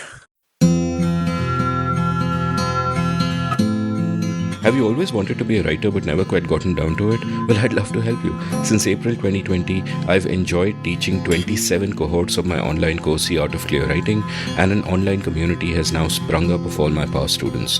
We have workshops, a newsletter to showcase the work of students, and vibrant community interaction. In the course itself, through 4 webinars spread over 4 weekends, I share all I know about the craft and practice of clear writing. There are many exercises, much interaction, and a lovely and lively community at the end of it. The course costs rupees 10,000 plus GST, or about $150. If you're interested, head on over to register at indiauncut.com/clearwriting. That's indiauncut.com/clearwriting. Being a good writer doesn't require God-given talent, just a willingness to work hard and a clear idea of what you need to do to refine your skills. I can help you. Welcome back to The Scene and the Unseen. I'm chatting with Santosh Desai, and we finally got to learn something about your life. And I mentioned that I had a follow-up question to what you were last talking about. And the question really is about form. Like, one of the things I realized as this podcast evolved is that the form in which you work shapes the content, and then that shapes you as a person. For example, if the way you would approach a 5-minute interview as opposed to a 1-hour interview as opposed to a 5-hour interview is really different, because in a 5-hour conversation you have to learn to listen to listen to understand and not to respond, as the saying goes. You have to go much deeper into conversations, prepare much harder. It creates a kind of a therav, and that determines the content, and that can even shape character, in the sense that it can make you over a period of time a better listener and more inclined to going deep yourself, and so on and so forth. And the more I think about it, I've come to realize that this is true in literally every domain, and I'm going to talk about some of them. But first, I want to ask about writing per se, like, in the sense that in your writing, you've chosen a particular form, which is a column, and the column has a periodicity. It'll come out. To that sort of routine. It has a certain length, which becomes a limitation. You said so beautifully that each column is an idea with an ecosystem around it, but there is generally one idea, and it is generally a limited ecosystem, and that is the space you have. And in the break, you were talking about how you don't really want to write a book, and I want to ask about your what thoughts you have on how this form has shaped your interest in your reading and your thinking, and what different forms could kind of do to it. Because if you were forced to write a book, if someone kidnapped you and said, write a book or we won't let you out, which could be an interesting plot. But if, please don't get any ideas, if Santosh is kidnapped after this, I'm going to get into trouble. But if someone were to do that, I imagine it would take you into a very different space. I mean, apart from the physical location where you are confined coercively, but it would take you into a different sort of space where you have to really not just build an idea with an ecosystem, but interconnecting ecosystems with a grander idea at the center, and so on and so forth. So what is your thinking? And I ask this not only with reference to yourself or thinking of this particular counterfactual, but in general, if I may ask you to muse what impact forms have on content when it comes to writing or other artistic forms. No, I do believe that form has a huge role to play in content, not just in terms of artistic endeavor, but in a much larger sense. And we'll talk about that, because that's something that I have stuff to say about that. But when it comes to writing, I absolutely think that that it's a two-way thing. I mean, although I did not choose the essay form, I mean, in that sense, it was visited upon me because of this accident. But it is something that actually does suit my interests, and the fact that I'm interested in a lot of things, rather than being interested in a pursuit, and chasing that down. So in that sense, it reflects that. But you are absolutely right that that form does shape how one thinks and structures one's thoughts, where one puts a stop to the thought, because it's not necessary beyond a point, how one compresses that thought, because sometimes you have a lot to say, and then in 1,000 words, which is my limit, I mean, I need to find a way to say the most salient sort of a part of whatever else I might have to say. How then sometimes it becomes more than one piece, it becomes two pieces, sometimes it cannot, and so therefore it has to become part of only one argument. So there are a whole set of effects that form has in the way that one thinks. And over a period of time, since you do it for many years, then that also shapes the larger kind of way in one thinks. And what I was mentioning to you is that, I mean, it's not about, I mean, I have a book and I have another one in the works, but it's still a collection of essays. To do a conventional book, which is a one thread of argument running through, I found it difficult simply because I think partly because I genuinely, I don't think in that way, but more importantly, my column writing has shaped and honed, in a sense, my writing to in a certain, because in a column you're compressing always, and you're not elaborating, you're not kind of, you're not a little personal anecdote which in a book you could dwell on. In a column it feels self-indulgent, and it feels like, okay, get to it, meaning what are you trying to say here, and therefore I find that the more ruminative, more exploratory style is something that I have naturally sort of not developed. And so therefore I think there is also a certain ability question of having a certain comfort with a certain way of writing, which when it comes to that kind of book length writing, I don't have. So I have to develop that ability. I have to develop that patience with my own self. I'm impatient with myself, when it comes to writing. I think, can you capture the thought and don't sort of ramble, which is not a fair way of perhaps characterizing it. But so I think all in all, I would agree that a certain form and a certain comfort with the form, and the fact that you've lived with that form for a long time does limit or shape the way one thinks and the way one then is able to write also.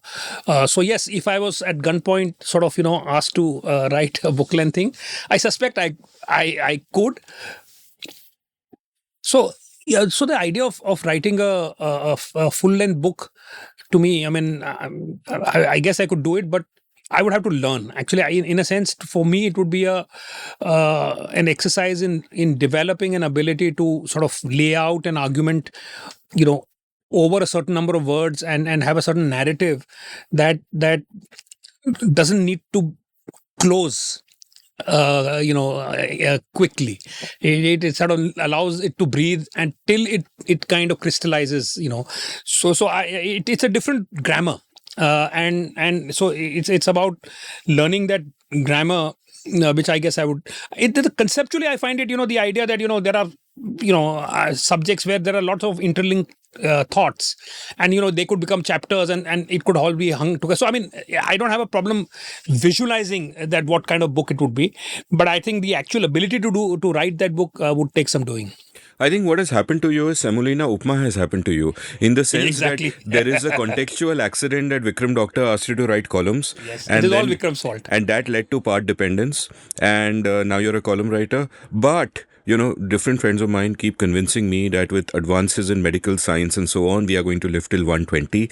So more than half your life is ahead of you. So I sincerely hope that you, also write books in this time. Please don't stop the columns, but also write books.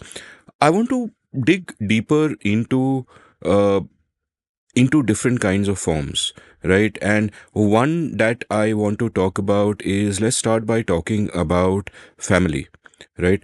We've sort of moved from a space in just 2 or 3 decades where you used to have a lot of joint families, where you have communal settings, everybody's at the dinner table together, elders always have company, kids always have other kids to play with. You move from that into nuclear settings, and you move from that into what I think of as atomized settings or atomized families, where you will have your 3 people sitting and having dinner together, but they're all looking into their screens.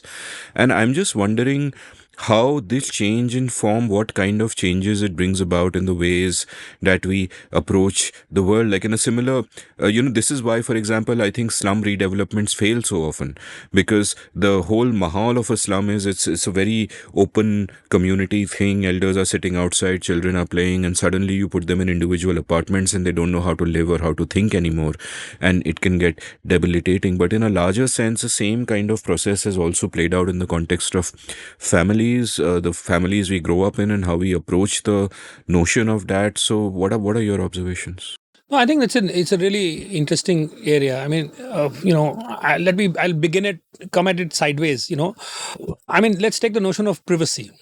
I mean, I grew up at in a time when I think it's true for many of us, but there was no concept of privacy in the homes. I mean, rooms did not belong to people. At best, maybe the parents had a bedroom which was assigned to them. Otherwise, you didn't say 3-bedroom house, you said a 4-room house, right?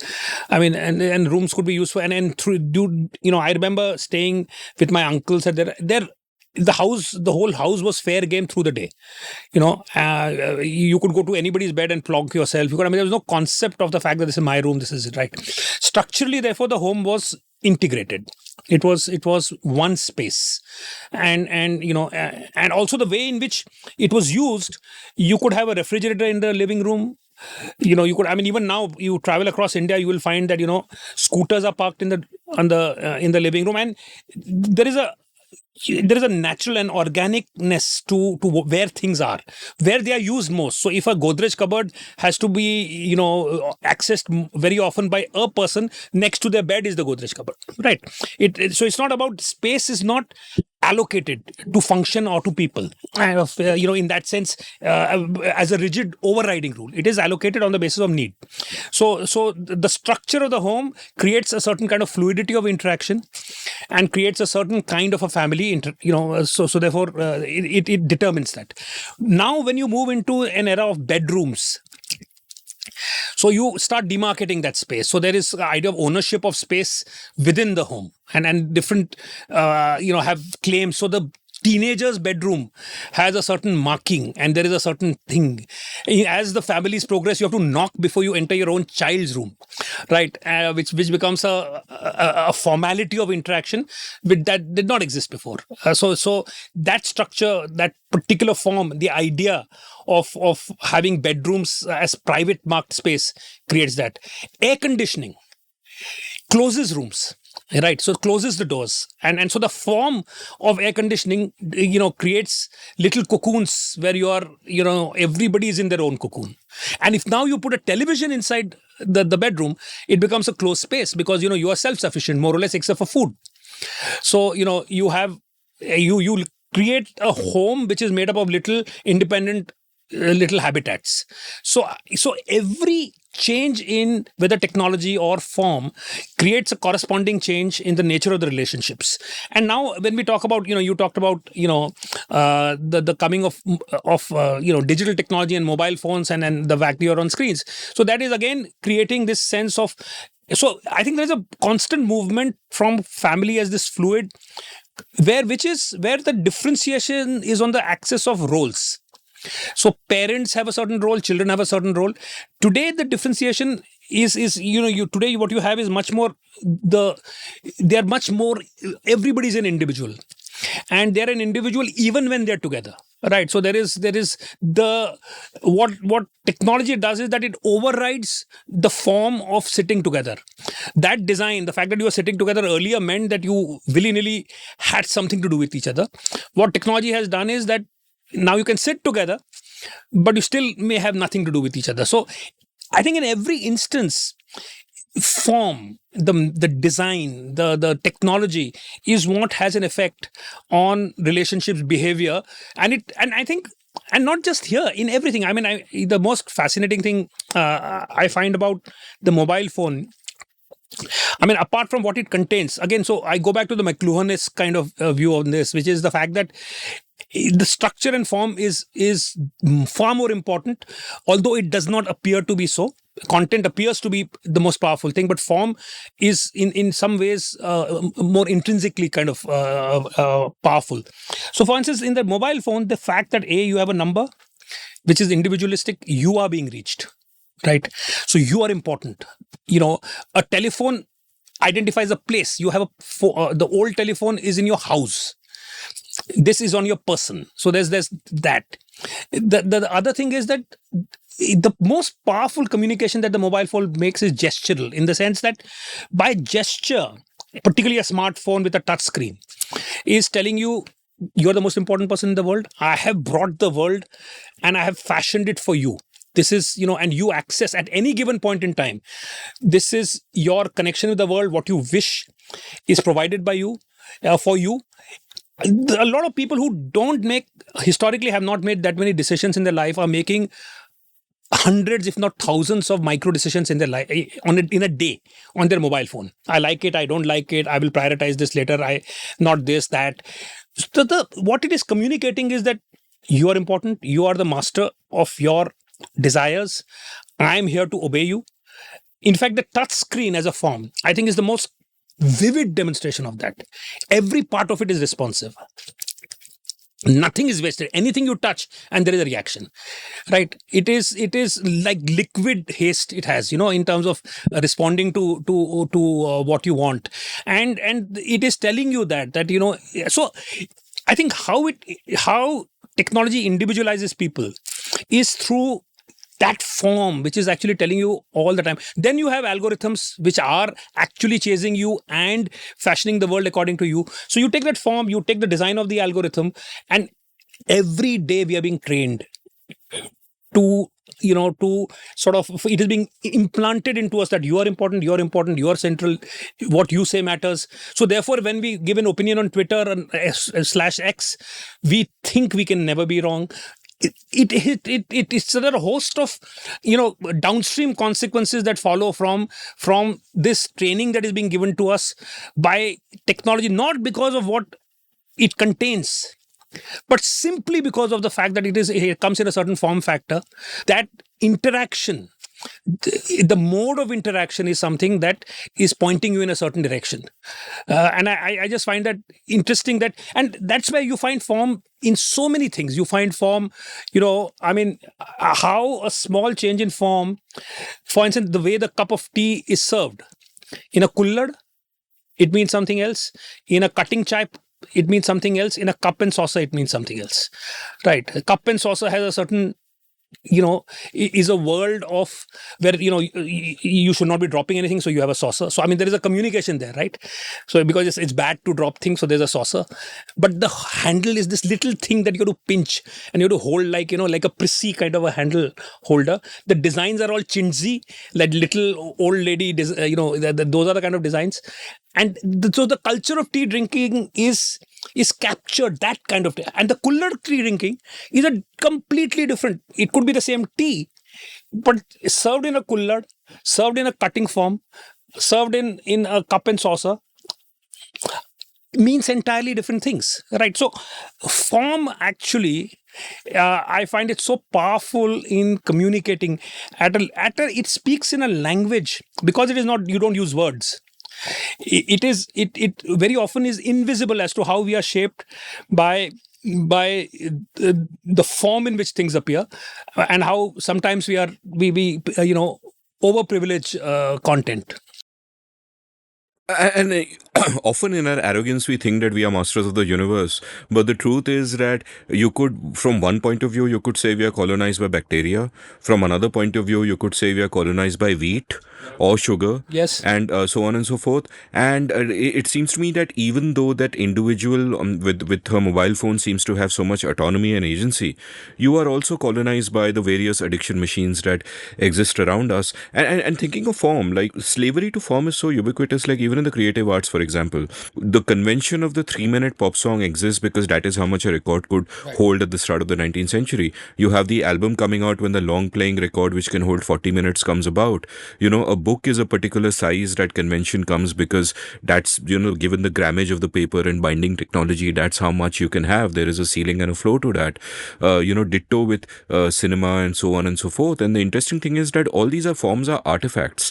They've kind of collapsed. They are the semolina upmas of their fields, and yet there is a lag between people figuring that out and forging ahead. I'm going to look at other dimensions of form, and I'm going to double click on both of these in terms of family structures and technology.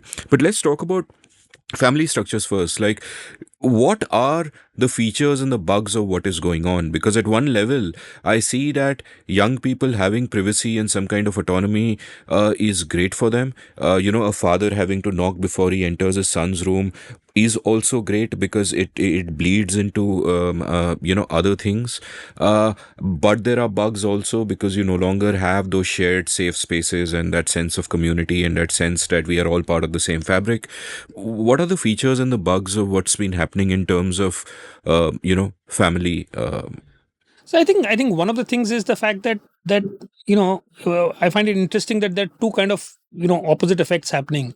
At one level, the fact that there is respect for each other as individuals, creates a certain level of empathy where the family, it's more easy for the family to be pointing in the same direction.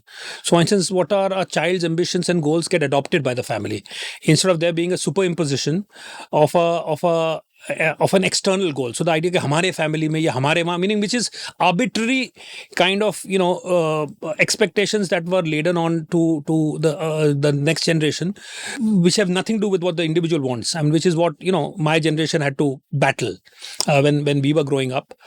I was exempt from it, but a lot of my peers had to go through that.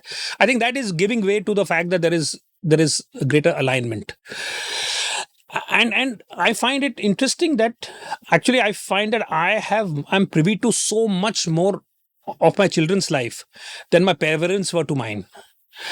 To the point where, even if the children are in their 30s, I find that I know, far more, and they're on the phone all the time because of the fact that the power distance between the two generations has decreased substantially, and there is a sense that the other generation appreciates my context, and so therefore what I'm doing is not going to be alien to them. So there will still be some stuff that is not visible to us, but that has decreased. So on the other hand, I think this is a generation which has a huge amount of pressure, which comes out of what I would call anxiety of abundance.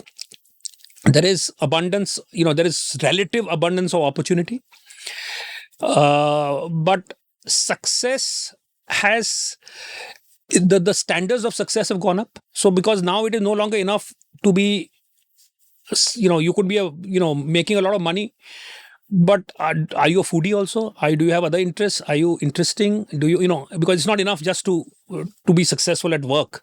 There are a whole lot of other things. Not just that, on a granular basis, on a very atomized basis, you have to be interesting because every post of yours is being evaluated.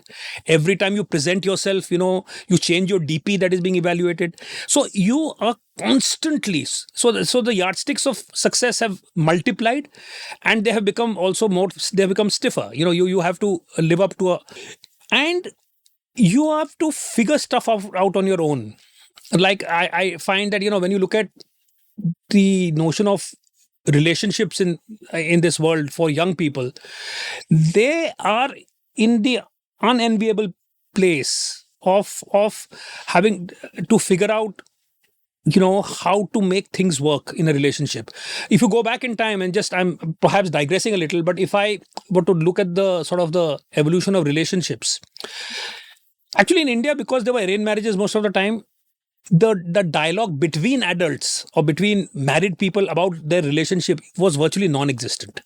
Nobody talked about compatibility, adjustment, the usual thing that marriage is work and you have to work at marriage. Those things that you hear from the couples counseling thing from the West was non-existent in India. I mean, you got married, you made it work. I mean, in some form. If it didn't work, tough luck. I mean, you found a way. There was no vocabulary to discuss relationships. There is no inherited vocabulary. Then the idea of love itself. The word love, when it was used for the first time, was this exotic confection that we borrowed from the West. I mean, love was a little bit like, saying diabetes. Both are afflictions. Love happens to you, diabetes happens to you. Unlike, things that and you can describe like dust, khasi, there are things that are part of your life, but diabetes is exotic. It is outside. Similarly, there are things in your life in terms of emotions, but love is outside you. It is exotic. It comes from outside with some wrapped in some form, right? So when you fell in love, so that's why we still talk about love marriage as if marriage and love are two different distinct ideas that somehow happen to coexist, right? So that was then how we thought about love, that it is something. Now then we started thinking, love became a bigger part of our lives. And there's a whole spate of films, that had love in the title. And if the earlier idea of love is in fact captured by, there's a song Angrezi mein kehte hain I love you, right? Which is presenting it as this thing that is parachuted into your lives, from outside. Then you have the whole lot of films about love aajkal, love and this, so you had this title where people are actually grappling with choice making. And that notion of choice was new. So there was a whole grappling with choice making.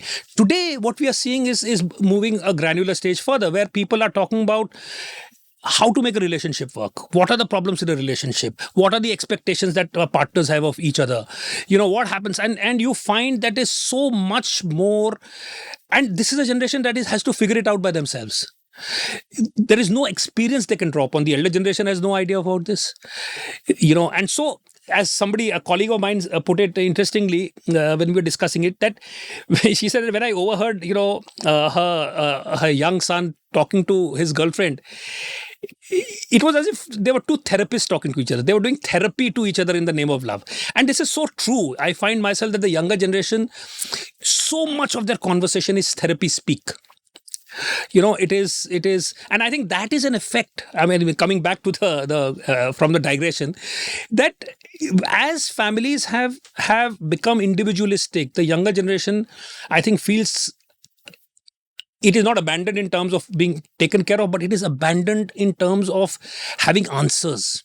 And the fact that there are so many possibilities and so many choices, and the pressure is so great, and there is no source for answer. They're looking for answer at each other, and they are trying to help each other out. And there is mental health, therefore, is a huge issue with this generation, in spite of the fact that they have, from my generation's viewpoint, they have it so easy.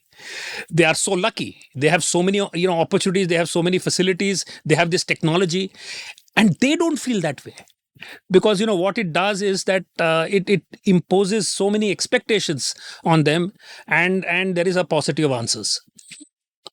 What you refer to as therapy speak is actually something that I think you'd find only among, English-speaking elites and so on and so forth. And there's a larger problem out there, which has forever been a problem, but there's perhaps an interesting new dimension to it in recent years, which is that men and women everywhere, but certainly in India, more so in India perhaps, don't really understand each other.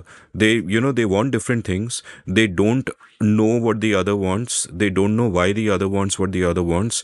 And especially in India, as, Snigdha Poonam, who wrote Young India, once told me in an episode with me, it is the boys who are incredibly bewildered because the world is changing and they do not know how to cope with it. And I did an episode with Nikhil Taneja also about how young men are trapped by patriarchy. And the thing is that patriarchy can afflict us all, but the women have access to literature about it. They can read about it. They have frames with which to look at it. A lot of young men, by and large, don't even know that they're trapped, don't even know that they don't have to play this role. There's another way of doing things, and all of this. And, and it's India really occupying 3 centuries at the same time, the 21st, the 20th, and the 19th, and they're all in collision. And I can imagine that it can be incredibly bewildering. And while you might imagine that, hey, with all this technology and all this media, people can figure shit out, but I think people can't figure shit out because, I did this experiment once where I wanted to figure out what the right-wing ecosystem thinks, and I didn't want my YouTube algo to be messed up, so I opened an incognito window, different Gmail account, and today my 2 YouTubes are completely different from each other. They're different worlds. There's nothing in common. And I was imagining then that a 15-year-old kid gets some random video of some sort or some ideology or whatever, and then the algo takes over and they're all getting that, and that is their universe, and everything else is inexplicable or repugnant to them even. And So what's your sense of all this? No, just go back a little. So because I think I mean, to my head, you started somewhere and then I have ended at this idea of Yeah, I started with this notion of men and women finding it really Yeah. hard to understand each other. So let me first Sure. go back there. I think that's true. I think, see, the fact is that in India the relationship between men and women was role based, and actually I would say species based. I mean, you married into a species. मर्द जात और औरत जात. कि औरत जात ऐसे सोचती है, मर्द जात ऐसे सोचती है, right? And the person you happened to get married to was simply a representative of Mard Jat and Aurat Jat. I mean, and so you have such broad understanding of, expectations on each side. Within that is a role that you are there, you're going as a Bahu, you're going, so, so for the woman in particular, strong expectation role. For the men, there are also equally strong expectation of a role, but along fewer dimensions. So that is the construct. So men and women went through a lifetime without understanding each other, or they understood each other in sort of instinctive ways over a period of time. So it was, so when the man grunts, which is what he did most of the time, the woman was expected to know what that particular grunt meant. So, I mean, that was, so I think there is a crisis, and it's absolutely true that I think the crisis right now and this whole idea of the bewildered man is true, because the role of women actually is a foundational idea in Indian society, that women have a certain role. What we call values, middle class values, is nothing but the protocol to control women. I mean, fundamentally, what कि हमारे वहाँ औरतें know their place in life, they behave, that means we have values. I mean, you take away the whole large idea of sanskar or values, and you can boil down a lot of it to the women and their place in and so therefore when that changes, right, when women don't know their place in life, right, and when they don't behave according to those protocols that have been set, it is seismic, that shift. Because then, and men have always been, always they've been assured of their centrality in the world. There is no reason to challenge it. And now, for the first time, the woman is asking questions of the man, is evaluating the man, and that is a terrifying thing for men. Men have never been evaluated by the women that they were married to. Whatever there was, the woman was expected to sort of adjust around that, right? Is to find a way around that. So I think that is such a fundamental shift that is taking place, that men are really, really struggling, I think, to cope with that new reality. But along with that, and which is interesting, so therefore the nuance here is the fact that therefore at one level they are forced to understand the woman, right, and also larger shifts towards people becoming more individualistic, and recognize the individuals means that you have to recognize that individual as a person and not a species, and not a member of the species, right? So that is one move that is happening. The other interesting thing, when we talk about romance and relationships, is that there is a certain radical potential of romance, particularly when you go to peri-urban India, which is the fact, and even rural India, which is the fact that romance, because of the fact that the influence of cinema, the influence of so many, of television, of the desirability of romance as an idea. So when young men start seeking and, and valuing romance in life, it forces them to look at women differently. It forces them to acknowledge women in a new way. So, for instance, this thing where somebody in a village said that now earlier, I mean, there's such restrictions that a man and a woman, with a woman riding pillion and putting her arm, around the waist, which would be a normal way in which a couple would travel. If they were, they passed a village elder, it would be embarrassing. They would have to remove the hand. And today, saying that I can do it, right? There is a certain pride in saying that I can, my wife rides pillion, and that's fine. And there are a married couple who felt this way, right?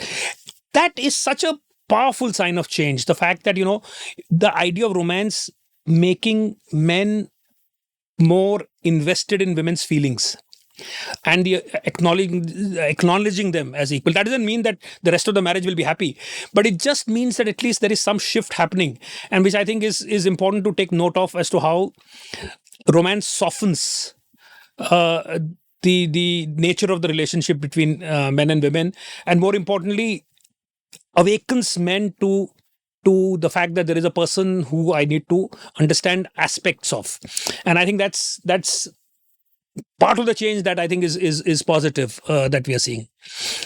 How has courtship evolved? At one level, I would imagine that courtship fundamentally can be fraught with danger because both parties can look at each other as instrumental in different ways. In terms of the man you speak of, for example, it could be like earlier you had an arranged marriage and the woman was instrumental. They played certain roles. You got your food on time, you got your laundry, etc., etc. And now added to that is you get the thrill of romance, but the woman is still instrumental, and women could similarly look at men for different instrumental reasons. And I think that this is a fundamental human problem, not in this society or that we tend to have this main character syndrome, and it takes an act of will and consciousness to actually come out of it and see other people as people, and if you think of the distinction of love as a noun and a verb, that's also telling, because when you use it as a verb, there is that intentionality in it. It is not something that happened to you, but something that you involved an act of will. So how does all of that change? Because you have a country that is still deeply traditional slash conservative slash whatever you apply to it, but the modern world is coexisting with it, and you've got your Tinder and your Hinge and everything also happening. What do you see happening there? It's a complex space. See, like you said, this is not. I mean, at its structural level, it's a global issue. If you go down to its heart, it is the dichotomy that exists between attraction and a long-term relationship. The phenomenon of attraction is instant. It can be chemical. It can be circumstantial. It just so happens that person lives next to you, and therefore you don't have to go far, and there's attraction, and it becomes a relationship, and it becomes a marriage, right? Because marriage is the modern idea of marriage is that it's based on attraction, and you could argue that the traditional idea was more kind of aligned to long-term relationship, because you recognize marriage as a kinship tie rather than as an attraction between individuals. Algorithmic, as you point out. Algorithmic, absolutely. Whereas here it is, it is much more. There's much more chance involved, because because that is a momentary attraction, and that is not a predictor for a stable long-term relationship. That attraction, so that's the essential dichotomy, and that dichotomy isn't going anywhere, right? I think to some extent in India, there is, I think, the relative sweet spot between the fact that because it is framed by old notions of long-term relationships, there is a combination. What you call instrumental could be called pragmatism, and the combination of a certain pragmatism married with the importance of attraction and the need for individual inclination. So together, it might be increasing the probability of relationship success, because there are both sides that you are kind of sort of covering to a certain extent. So I think to a certain extent that is true, but it's also true that as individual expectations start sort of becoming stronger, then the it becomes easier for relationships to fall apart. I mean, the fact that we have now the phenomenon of saying wo meri ex hai ya wo mera ex hai becoming more commonplace is itself so radical in India. I mean, in India earlier, if a woman had a relationship earlier, then she didn't have a relationship, she had a past. Uska past hai. I mean, that's how you described it. Darkly you muttered the fact that there was a past, right? She kidnapped a writer and made him write a book. Okay, I think we have to get you off this track. I mean, this is going to give somebody seriously some ideas, and I think it's, I want to announce this to everybody. If something happens to me, who's responsible. Yeah. No, but so I think it's that's the kind of shift that I think we are seeing. I did an episode a long time ago with Chinmay Tumbe, who wrote the book India Moving. And the big TIL in that for me was that the largest source of internal migration in India is when women get married. because then they move to their next house. And that, it seems to me, is perhaps one of the greatest inequalities between genders, because men, by and large, they live the same life, except they now have a woman at home taking care of their needs.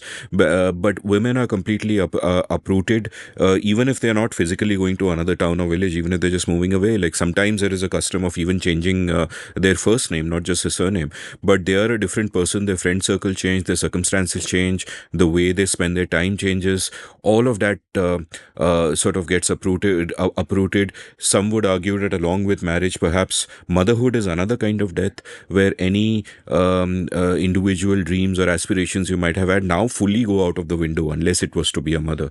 And do you see that changing in modern India, how women approach these matters, and does popular culture play a role in it? Maybe a lagging role, but No, that's absolutely true. I think, and what we've observed is the fact that there is a certain, I think, among a certain section of women, uh, there is a great fear of marriage, because it is this completely random event, right, that comes at a certain stage in life, and particularly when women today in college, when they are studying, they have ambitions of their own, they have aspirations, there is a certain imagined trajectory of their own lives, which they are not allowed to have, because it all depends on where they get married and who. And they had still, by far, arranged marriages are the norm, so they have no control over that. They don't get to choose that. They may have, as against yesterday, they may have a roster of options, between 5-6 people that happen to be, on the short list or whatever.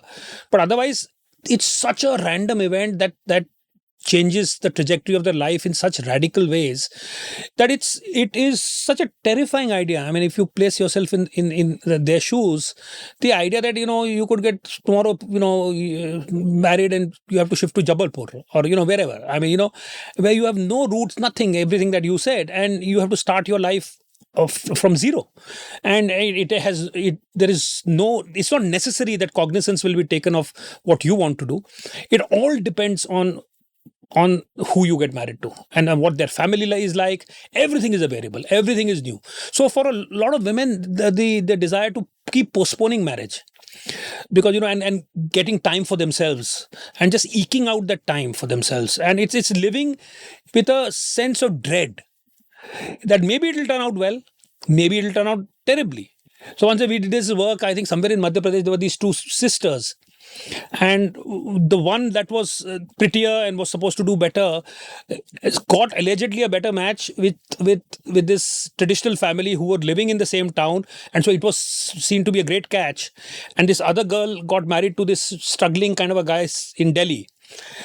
But but when we met them 5 years after that marriage, the story was totally different. The woman who was in a traditional, very rich family felt stultified and felt totally kind of hemmed in, and she was the one who was supposed to do well, and the one who was the one who was not that, but was married with a guy who had a much better sense of equality, wanted her to work, and she came into her own in a dramatic way. And so it is just so interesting and so sad also at the same time, that just that random event completely changed their arcs. I think that's the problem. I think the problem is, and is this changing?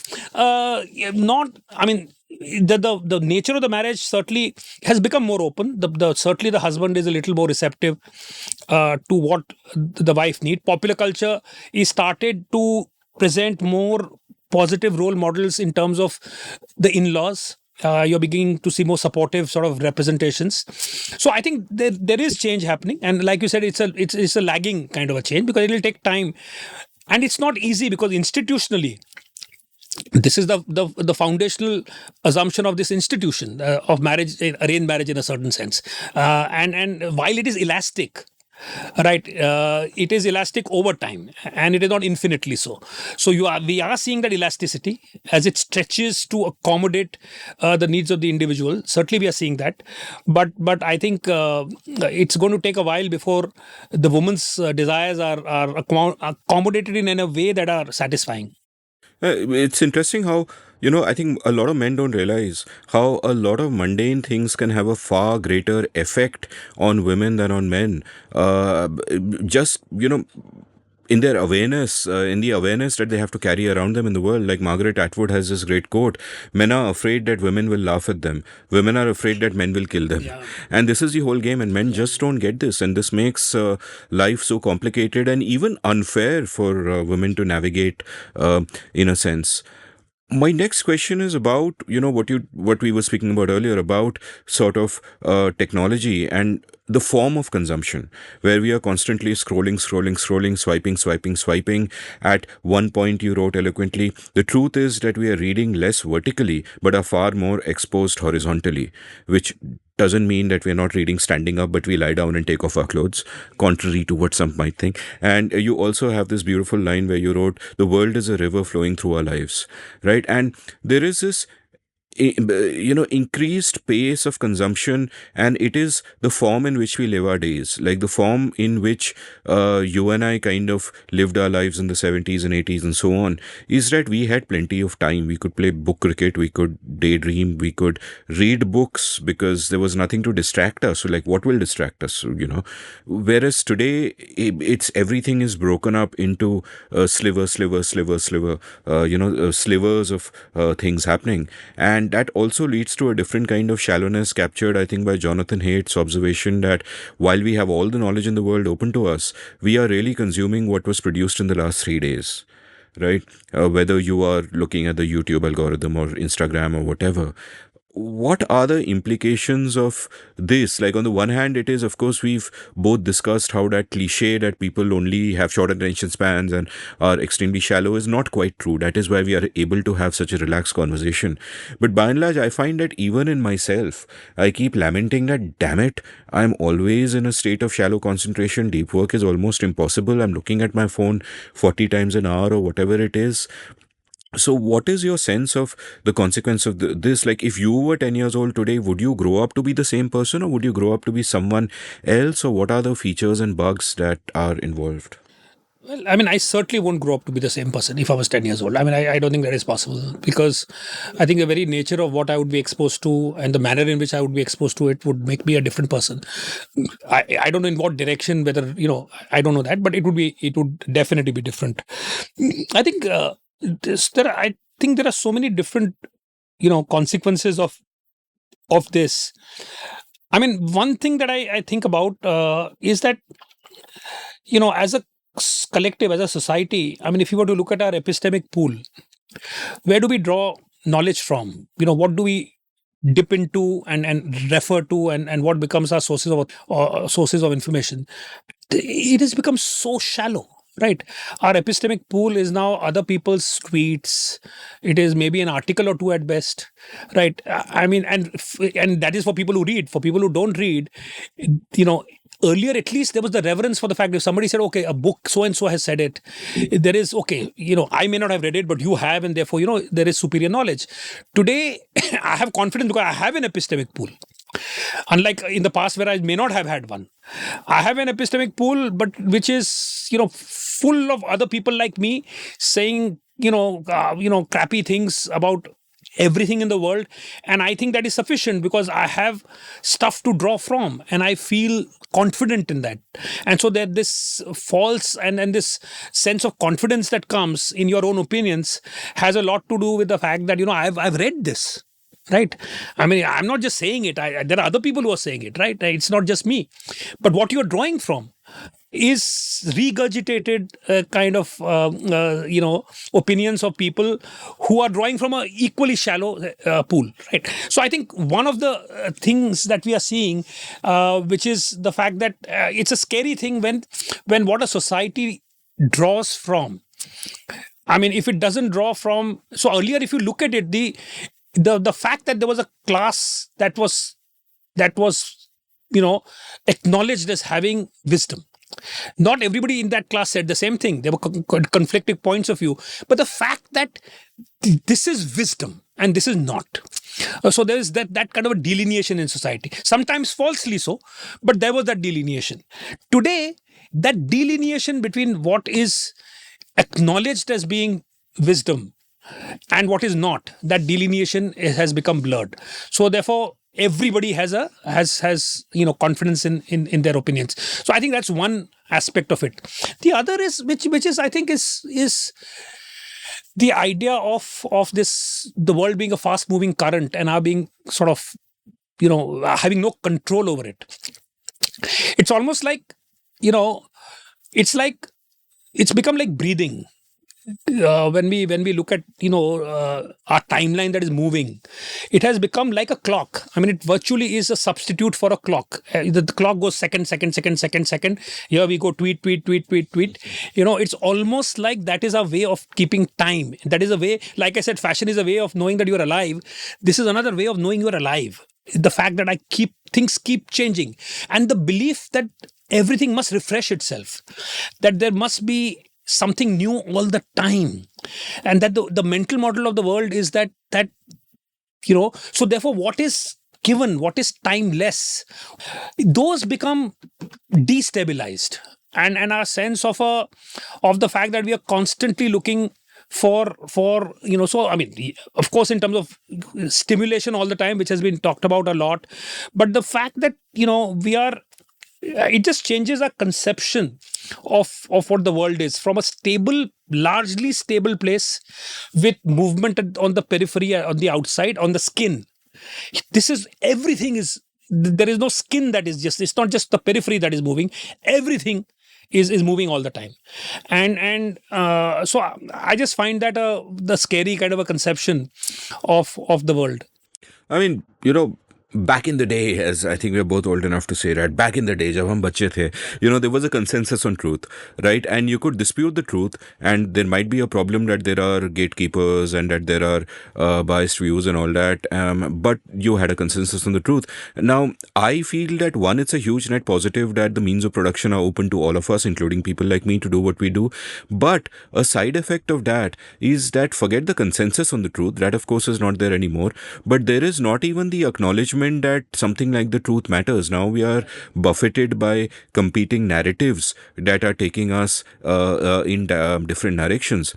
All of them amplified by the tendency of social media to amplify the worst instincts of our natures. For example, you were talking about, how, like, if you talk about form, if you're on a particular app, and I noticed this first with Pinterest, that if you press a back button to get out of the app, like one day they changed that. You could press a back button, get out of the app. But now if you press a back button, the page refreshes. So you're immediately confronted with something new. And then how can you go when there's something new? It validates your existence. It is there for you, FOMO, etc. And this is something that I think about a lot, because at one level, I celebrate technology because I feel it can both empower individuals and at the same time amplify all that is good in us. But what is also happening is that it also empowers the state to subjugate us when that becomes relevant, or for big companies to, which are addiction machines by now, to capture our attention and imprison that. And they not only amplify the better angels of our nature, as it were, but more and more they amplify things like our innate tribalism, things like the desire for validation, and that really polarizes the discourse. Because you mentioned how when you would argue with your dad, you could change your mind. There was nothing at stake. Today, if you go online, first of all, there is a pressure on you to have a certain point of view, because that will help you belong to some ideological tribe or the other, and we all crave community. And two, once an opinion is out there, you can assume it has been screenshotted. You are tied to that, you double down on it, you ossify yourself. And therefore, the discourse gets more and more polarized. Everybody wants more and more validation. It's a race to the bottom. How do you get validation within your tribe? By attacking people on the other side, not engaging in arguments, or by attacking people on your own side for not being pure enough. And we see this push to the extremes that has made conversation on Twitter pretty much impossible for me. I find Twitter really valuable because I think if you curate your feed well, you can have something that would have seemed magical 30 years ago, that you're listening to the best minds in the the world think aloud for your benefit every single day. But the conversations are just toxic. The discourse is crazy. It is simplistic. There is no space for nuance, etc., etc., etc. So, what is your sense of how we can come out of this? Because at one level, all the big tech companies were optimizing for was engagement. Right, and engagement is a good thing. There is no coercion. It is voluntary. You are getting what you want. You're getting your dopamine. But the side effect is that these worst demons of our nature, as it were, have been amplified. You know, in your imagination, is there a way to either turn this back without state coercion, which can lead us into terrible directions, because we know, because anybody can be the state? Or are there alternative paths to keeping engagement, but also amplifying our better instincts? Because we also have opposite and better instincts, like the instinct towards community, towards helping others, etc., etc. So I think there are two parts to the question. One is the in a sense the situation as it exists, and the other is there a way out of it? I mean, So let me talk about the first one first. Again, I would go back to the form issue. Here, because of the fact that there is, I mean, take Twitter for instance, and it's true for all social media, because of the fact that it is real time and it is rolling. Right. So which means by its very nature, it can capture a snapshot of your mind. It cannot capture, there is no, it doesn't, it is not fundamentally geared to handling, it's a flow, not stock. It's not your stock of your thinking, but it's the flow. It is what is uppermost. So you have to use the most sort of reactive part of your mind to participate. By its very nature, therefore, that allows for universal participation, because everybody has some instant reaction to things. So it is in that sense, it is perpetually, it is relentlessly reactive. You're in the moment you're reacting, which means the nature of discourse, you can engage with the shallowest part of your mind, and so the nature of the discourse is open and becomes therefore more impulse led, more reptilian rather than thought through, right? It allows everybody to participate, but it fundamentally comes from all, and the other thing that happens is that things that we would whisper to each other in private groups, saying that guy is an idiot, or that guy is, or worse. Today, what was because there are no consequences to your words, it is possible to say the same thing in public domains. And in a real life, you still will not say it to your face. So therefore, I always wonder that, people who get trolled so badly, how do they travel everywhere? Don't they get accosted by people saying horrible things to them? But they don't. Nowhere near, I mean, they perhaps do to some extent, but they're nowhere near what they get, the horrible things that are said to them, the absolutely filthy things that are said to them on Twitter are not said to them anywhere near with the same intensity or frequency in real life. Because in real life, you understand the consequences of your words. On Twitter, you have no consequences to face, and so therefore, then it is a race to the bottom, because that becomes the Overton window shifts in terms of what is acceptable and what is not, right? So I think that is one kind of an effect. The other thing, when I look at the form again, in a sense, I think one of the things about the digital medium is that it, by its very nature, it produces contradictory effects. And just to sort of, I'll just go back a little and say that if you look at print as an effect, the nature of print is such that it is retrospective. Unless you're a stenographer, all print is retrospective. Yeah, so when you write something, it is after the event. When you read something, it's after the event. By its very nature, therefore, it is reflective. You are not caught up in the moment. Even if it's a commentary, it is measured. You will correct your language. When I speak, my grammar will be all over the place. If you listen to this, I mean, my sentences are left hanging. It's the nature of how we speak. We don't. But when you write, there is a certain decorum to writing. There is a certain form. There is a certain protocol, and you will therefore put things in order. when you write. So And there is because writing impacts the way you think, then there is that same effect, rigor everything, right? There on is your order, thinking. there has to be argument, there has to be flow, it has to make sense. So there is a certain inherent in the form of writing is a certain rationality that gets inbuilt into writing. Also, it is a code. Writing is a form of code. So there is a separation of the senses. Right. So you're not writing with the active engagement of your senses. It is cool, detached, retrospective. Right. So that's the nature of writing, and therefore writing produces a world where writing is the primary mode of communication, creates order of a certain kind. Television, on the other hand, is instant. You can't, I mean, now you can, but earlier you couldn't go back in television. It's a ceaseless, constant flow. Right. It is a bombardment that is taking place. So the viewer is passive, but the viewer has choice, has the remote control, can switch. So what happens is the individual desire becomes primary. That's why television by its very nature is commercial. Television produces celebrities, people who have, who simulate greatness. Right. They become known, and therefore because they are watchable. Right. So that's the power of the image. So television produces a society of a certain kind, where of the popular becomes the most important. Ratings become important. Newspaper, the popular is not, the authoritative newspaper is the most important. Here, popularity is the most important. Digital, by its nature, it's interesting that it is at one level a repository of all knowledge in the world. At another level, it's fast moving. So it is deep and it is shallow. Right. At the same time, it is engaging and it is distracting at the same time. Right.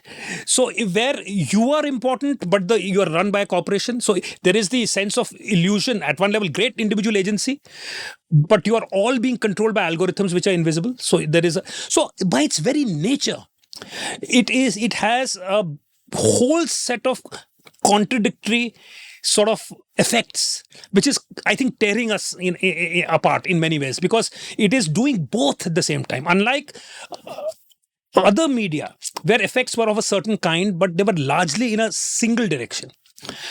Not always, but substantially so.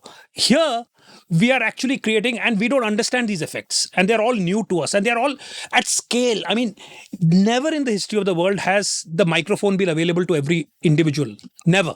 We don't know how to deal with it. We have no societal, institutional mechanisms to deal with a world where everybody's talking at the same time. It has never happened. So how do you create those protocols and those institutions? And yet we value individual freedom, we value. So right now it is a little bit like the Wild West. It is a little bit like, we are figuring things out. And therefore, to the question of can we do about it and how can it potentially change? And that the truth is that, it's a long shot. I think the best hope is that we start seeing the limits of so for instance, you are seeing the need to have a Twitter alternative. So whether it is, that's something called tribal that I am trying out, or whether the threads now is, came in with a bang, but has not figured out what it is. So, but I think that is one possibility where you start seeing different points of view and different sort of, manner in which you construct and, if it is not engagement based, if it is based on some other metric, it is fundamentally finding a model and a design that allows for a certain different kind of level of involvement. Fundamentally, it is design. I think if you design with a different objective in mind, I think also there is a certain exhaustion. So for instance, it hasn't affected things at scale, but I know so many people like myself who've stopped watching television news in India. Like I have stopped, meaning I don't by mistake watch a minute of any television news in India. I haven't done it for 13 years. Same here. So I mean, I'll probably be a little less, but zero. And we're still a small number, but it is there. So eventually there is a point, hopefully, I don't know eventually, but hopefully there is a point where there is an organic need for an alternative, and that alternative, if done well, begins to attract a certain amount of attention. Even if I would say that actually I'm all for fragmentation. I think one of the problems that is currently there on the internet is there isn't fragmentation.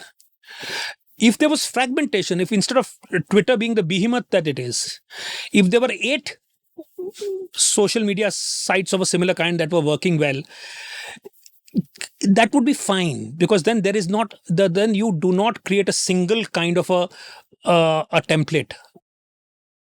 I think what happens there is network effects come into I know. play, which is kind of, despite there being competition, despite markets being open, there are these seeming monopolies. So I say they're not monopolies because they're all, Twitter, Facebook, Google are all competing for our time and attention. So in that sense, they're competing. But, and I'm just thinking aloud, but I'm thinking that, one of the things that I realize when I thought about entertainment in podcasting and so on is I often say that I would rather have, say, 100,000 people listen to an episode of mine than 10 million views for a YouTube video. And the reason for that is that the 10 million views will be very shallow engagement, maybe 15 seconds average view time, whereas the engagement for a podcast like mine, like the average session is I think around 40 minutes and people listen across multiple sessions, is off the charts. And that deeper engagement means that people are also willing to put their money where their mouth is and actually, support what they are doing. And I think a future model perhaps is a model which is a pay model, where people are paying for something that they value and therefore they're getting the value, and not necessarily something that is free and playing to network effects and playing to addiction. And hopefully someone sorts this out in the next few years and No, we but don't I descend think, into the hell. fact that right now we are talking about, Twitter, Musk talking about $1 for a year for a new user, I mean, is the beginning of a movement where, even if it is right now symbolic, the fact that you pay for something like this, I think what it does over a period of time, I mean, if it pushes it in that direction, but I think that is the direction forward, because I think going forward, the fact is that, all these balance sheet led kind of, ventures eventually will have to face reality, right? So I mean, the fact is that unless you're making, particularly for a new venture, Facebook is making money, so I mean, it's not as if it has but Facebook is facing an issue of relevance. Going forward, Facebook itself, there's a whole audience that it has lost, and over time, each of these, you will face that kind of a sense of this whole thing of what's new, how do you keep it refreshed, is going to be a question for all of these sites. So I think eventually, I mean, the only way I think about it is the fact that we are at the absolute ground floor of this world, and I would not be overly pessimistic about the fact that that we will not find a better way. I mean, there are two ways of thinking about it. One is that read along with the political situation in the world, this could be a race to the very tribalist bottom, where we have entrenched tribes, and we destroy, and it's an anti-intellectual kind of a world where we destroy all reverence for knowledge, and live by our impulse and instinct alone, and we become warring tribes that sort of are extremely satisfied with our own belonging to that group. I mean, so that is one vision of the world. But I do think that given the fact that technology, which plays such an important role in this, since that is evolving and that is still early days, I'm hoping that it takes on a different trajectory. Yeah, and also I think here the form, since we're talking about form, the form of how you earn your revenue makes a difference. Like if the content is going to be free, then eyeballs are the product, and they're going to do whatever they can to collect eyeballs. But if people are paying, you have to provide value. So maybe that is a shift you need from being an addiction machine to a value machine, right? In some kind of sense. I mean, I know there's been a lot of noise on the left about Musk taking over, but in my mind, when Musk took over Twitter, as it then was, Twitter was at its lowest point. There could not be a worse place on this planet. It was toxic. Had it disappeared, it would have been good. So I did not see any way in which he could make it worse. Now, there is a lot else that I would have done, but perhaps he has his constraints. But certainly making it pay is a step in the right direction. Certainly surfacing those committed users more is also a step in the right direction, but it is still incredibly toxic. So let's see where that sort of takes us. I also want to sort of double click on the point you mentioned of tribalism, right? And there is a point, this is unrelated, but I'll segue back to it. You wrote this beautiful column on tradition where you wrote in the last paragraph, we are constructing tradition every single day, even as we believe we are dismantling it. So essentially, even if you think that you are sort of leaving the past behind, you often are just constructing another version of it. And I think of this in the context of religion and theocracies, that many of us will think that we are, living in a rational world. There is no religion, there is no theocracy. But I see modern ideologies on both the right and the left being essentially identical in the way that they function, in the form that they take, to theologies, where there are in groups and out groups, where there are dogmas that you cannot question, where and in modern times we find how, and driven by social media, how outrage can so often be performative, as you have pointed out, about how victimhood can often be something that you claim to show your virtue, and you have, oppression Olympics, and so on and so forth. And honestly, these new theocracies dominate, and the bewildering shift that I did not expect and still can't completely fathom is that at one point we thought that in politics there is something called the median voter theorem. So using America as an example, in the primaries you will have the Republican guy and the Democrat guy go towards the edges to appeal to the base, but when they actually run in the general election, they're next to each other. And I looked at 2016 and I thought, okay, the candidates are going to be Jeb Bush and Hillary Clinton. They're basically identical to each other, minor differences. That's the way it is. But suddenly you have Trump, and suddenly then you'll see the left going even further leftward.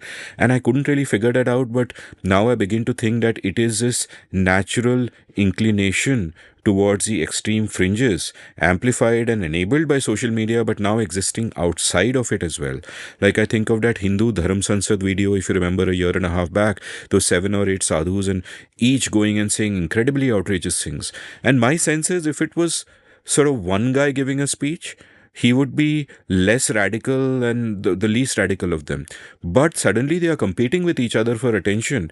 And then in that scenario where the only way to compete for attention is to be more radical than the next guy, you are going to have this move to the fringes. And one positive way of looking at it is that all these noisemakers are vocal minorities, a silent majority is sensible.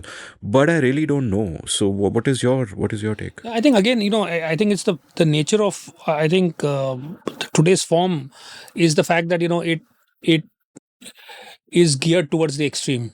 So it's not an accident, because the fact is, if I want engagement, if I say something sensible which everybody knows or agrees with, it is not news. I mean, it is when there is an inbuilt reward for outrageous extremist positions. There is an inbuilt, and also I think at a other level, at a human level, I think our our instincts have been legitimized. Things that we would be ashamed of admitting are now, we can proudly declaim. We can Reference falsification is over. Exactly. So we are actively, see, earlier, so it's like we've stopped doing films that had tokenist kind of representation of national integration. Right, we had tokenist thing, but that's why hypocrisy is so important. Because hypocrisy at least maintains. We all agree that this is the facade we should maintain. We may not be that, but let's maintain the facade that there is a Muslim character who's the good Muslim character. He is the sidekick. He is the one who will take the bullet in the end. He may not live in the end, but he has a role to play. So good Abdul has a role to play in cinema, right? When we stop doing that, and at that time we can criticize that, saying this is just performative, this is tokenist, this is not real, and we can get outraged at that. But when it goes away, when people say that there is no need for that also, who the hell wants a token, any Muslim guy? We will not have any Muslim. We will not have any Muslim, candidate. We don't need that tokenism. Because, who we really are is liberated. But who we really are is the shallowest part of who we are.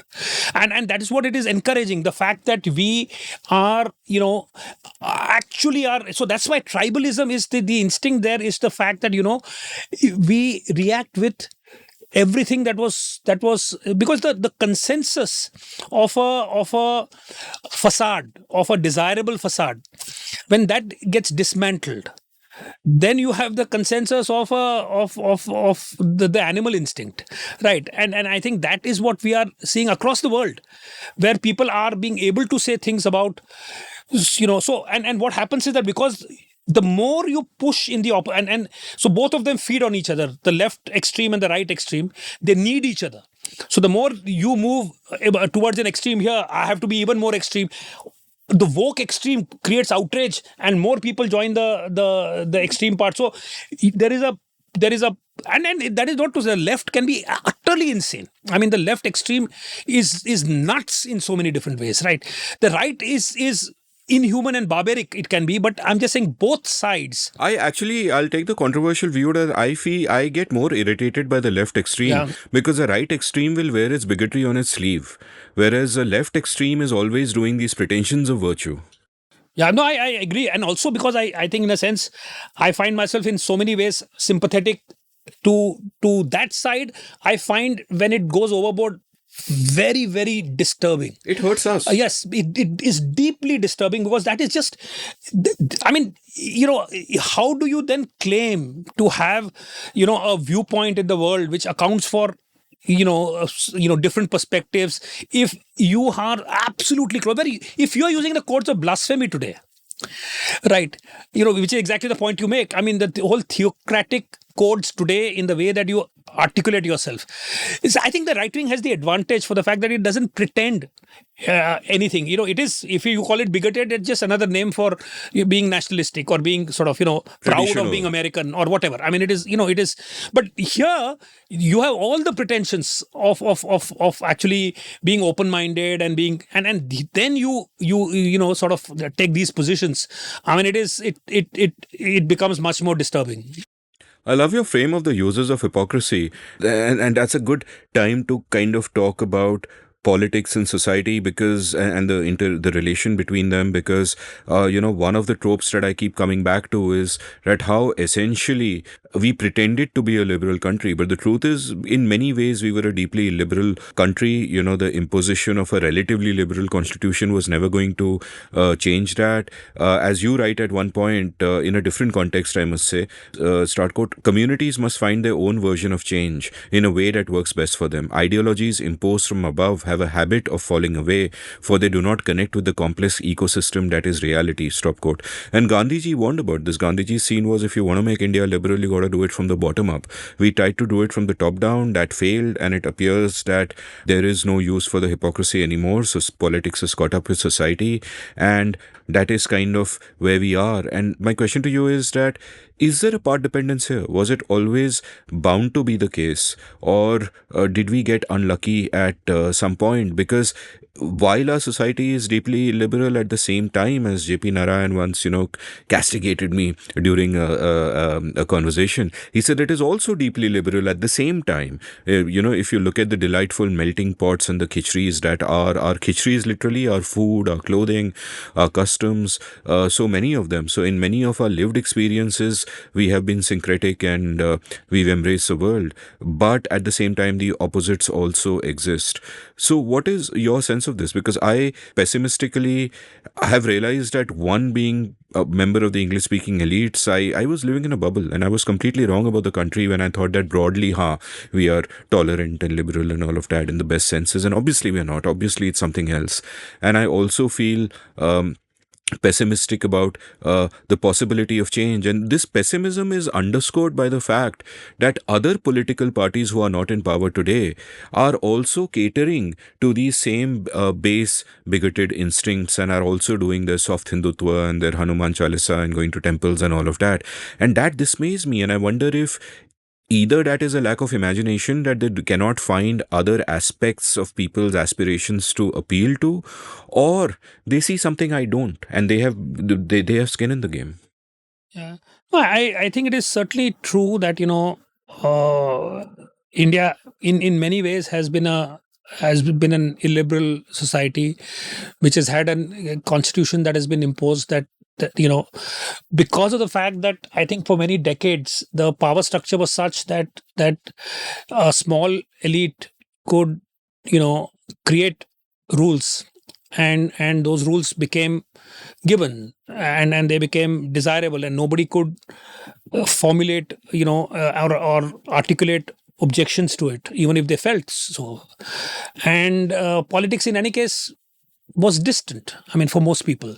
So you could have a performative kind of an obeisance you could pay to the flags that you were supposed to salute. You could salute the flags that were in vogue, and that was fine. But you asked whether it was inevitable that would go away. I would say that even in the maturing, even if it was a process of maturing of a democracy, it was inevitable, whatever form it took, because the very nature, you cannot have a real democracy if it is founded on ideals that are not felt by people, or that do not believe in those ideals. So, I mean, sooner or later, we had to reckon with what was sort of buried under the carpet. I mean, what we sort of chose to ignore. So that reckoning had to happen.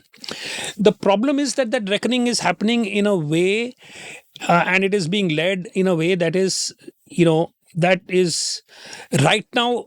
I mean, one could, through looking at this broad sweep of time, hopefully say that this is a process of negotiation that is taking place, untidy as it is, messy as it is.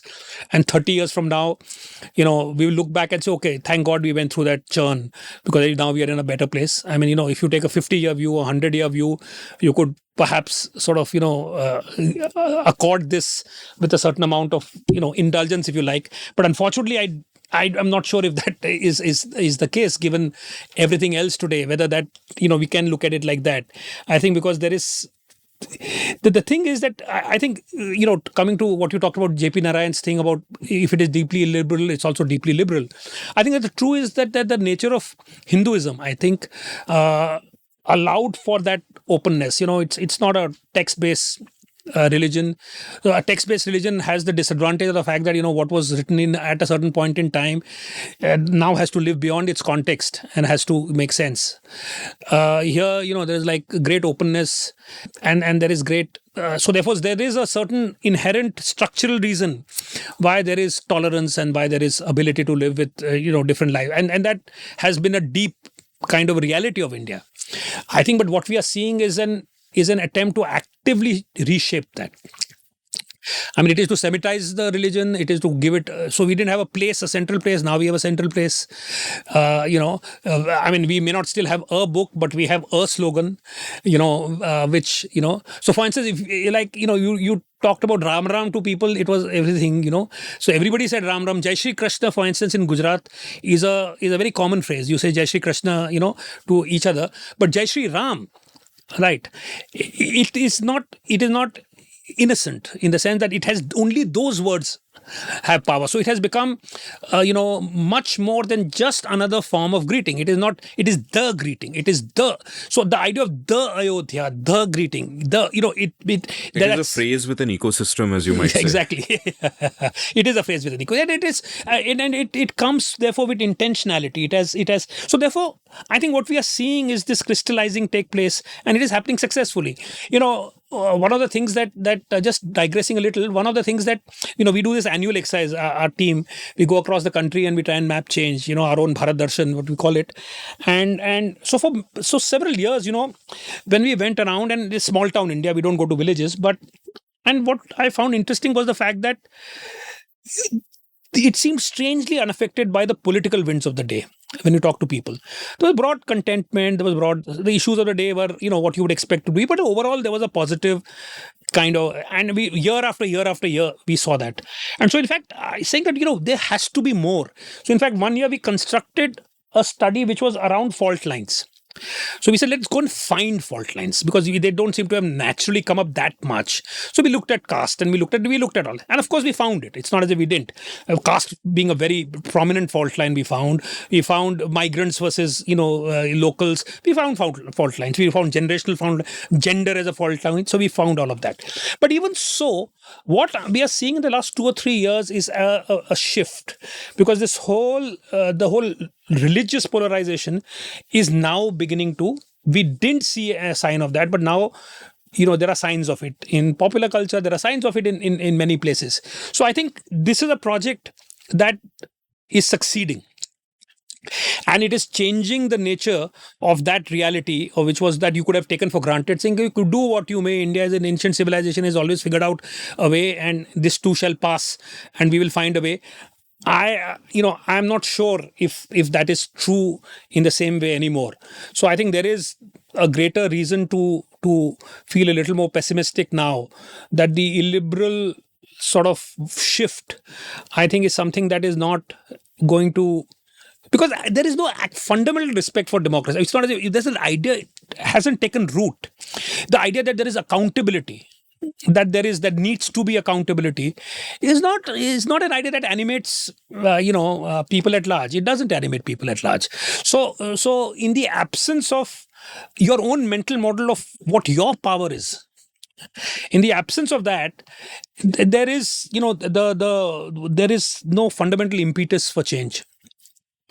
When it comes to political parties showing a lack of imagination, I mean, would you agree that they're showing a lack of imagination and not finding other margins to fight on, and just making the default assumption that this is non-negotiable, that we have to be Hindu to we have to appeal to that vote to win here? Do you feel that there is something there, or do you feel that that it is what it is, they figured society out? So I think I would agree with the fact that there is a different axis that is worth looking for. But that axis is not, I would be surprised if it is the opposite of Hindutva. So if the axis is, we stand for a secular India, that is not, I don't think that is an electorally viable axis. Because I think, see, one of the things about what the success, when you are successful in making the numerical majority feel like the emotional minority, right, which is what the current government is doing, right? The thing is that what is the cost of, I mean, casual majoritarianism is the easiest group to belong to, right? What is the cost? I'm in the majority. I mean, do I feel that Muslims should be treated well? Yeah, sure, they should be. But if they are not, is that an issue that I'm going to go to war for? Absolutely not. I mean, what does it matter? My life is, I'm in the right side. I'm not on the wrong side. Why should their happiness be my central cause? My happiness is my central cause. As long as, I'm taken care of in some form or the other, why should I rock the boat? I mean, fundamentally the incentive for a member of the majority, once you create that identity, right, and once you create that sort of a boat into which everybody is accommodated, that is important to do. But once you do that, then why there is very little incentive. So I don't think so. For a lot of people who say that the Congress should take a position, that they should, I mean, for instance, I think that from a tactical perspective, much as the many things that you could argue for or against, but I think the Aam Aadmi Party's decision to go soft on Hindutva is just pragmatic. It is saying that, look, it is fundamentally to neutralize a line of attack. Is to say that the BJP cannot attack me on this front. Let me neutralize that front, right? Because I can't fight that front. The problem is that in the absence of a compelling alternative axis, this is the default axis that has got established now. You can't ignore it. It exists. Now, either you neutralize that or you find a more compelling axis which makes this feel irrelevant or less relevant. And I think what the opposition has failed to do, not because it's also not easy to do, is to find, they need simultaneously something that blunts the power of Hindutva without going against it. And simultaneously, they need to come up with an idea which is compelling. So, for instance, anti-corruption seemed like a brief period to be that kind of an idea. But it kind of, had internal contradictions, it fell, or also it is limiting to the middle class. And also, interestingly, anti-corruption, it turns out, is a common plank to many populist movements. Yeah. Because anti-corruption is something, and which I still feel, the fact of the matter is that the BJP, while it has, done whatever in other areas, the fact is today, if you're stopped on the highway, you still have to pay a bribe. If, you have some inspector come to your factory, you still have to pay a bribe.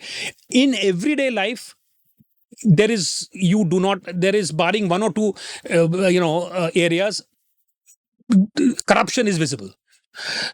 And at the macro level you can see enough instances of the fact that some people are favored, and so the idea, and plus the fact that when somebody changes parties, all corruption charges are dropped. So I mean, very clearly, what the BJP has not done is manage to tame the corruption problem. I mean, in that sense. So that's but that corruption is an issue that is much more an urban issue than a national issue. So I think that's a limitation there.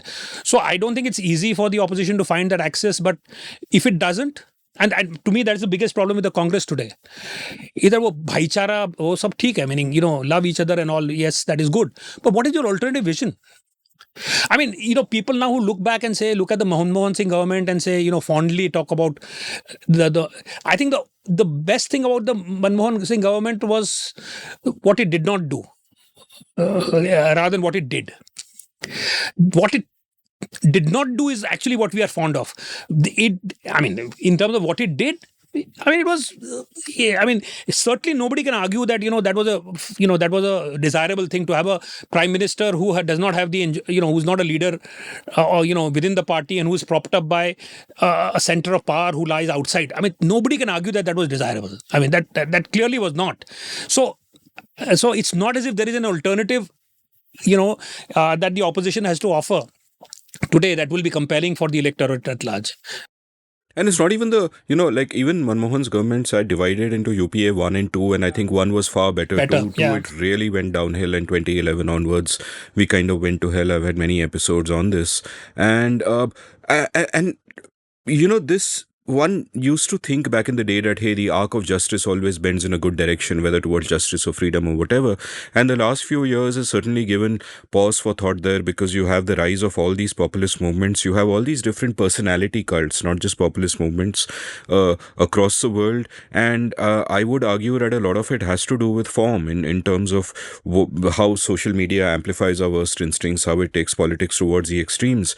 But I think that even if in the worst case scenario, there is no way to turn this back, you can't ride this tiger successfully, I still think that hope might lie in the sense that nation states themselves could become less relevant and have less control over the lives of people. Now, here's a thought that I haven't formulated too well, but I've been thinking about, is that what has also been happening because of technology over the last 30 years is that everywhere the mainstream is crumbling, whether it is in media, whether it is in entertainment, everywhere markets are getting fragmented and people are, and getting globalized at the same time. But like in one of your columns, you've written about earth life and sky life, right? The life we live in the real corporeal material world, where you cannot get away from the nation state. But you also have a sky life in the online world, or in the cloud, as it were, where you could be from anywhere and it doesn't really matter. Now, of course, the place where you live, your nation state has a monopoly on violence and incredible oppressions can happen. But a lot of people can also sort of live outside of that and live, different empowering lives and not have to see themselves as creatures of their circumstance. Like, one of the delightful things about the internet for me personally, which has made a big difference, is that earlier I was bound to communities of circumstance, and now I can form communities of choice. And geography and nationality are certainly not a restriction there. So in these senses, have you seen shifts in the way that people think, or is this a cause of hope for you? I think that because of the sort of simultaneous kind of contrary effects that the internet has, I think just as much as we are, we have this the earth life, the sky life, where we have much greater freedom, and there are many more possibilities, and the fact that we can create, like you said, communities of choice rather than of circumstance.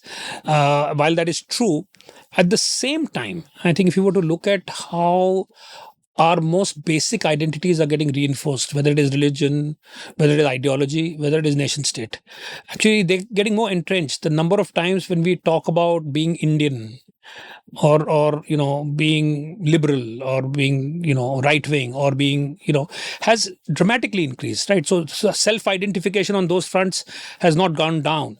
So I think the problem is that our old style of thinking is the fact that that there is it's either this, if it is more of this, then it is less of that. But that's not true. There is more of both. Right. So which I think confounds us, because how can that happen? Now, if how can we become have the freedom and to imagine ourselves in a variety of different ways? If we have that freedom, why the hell would we root ourselves and anchor ourselves to identities that we are born with or that were given to us?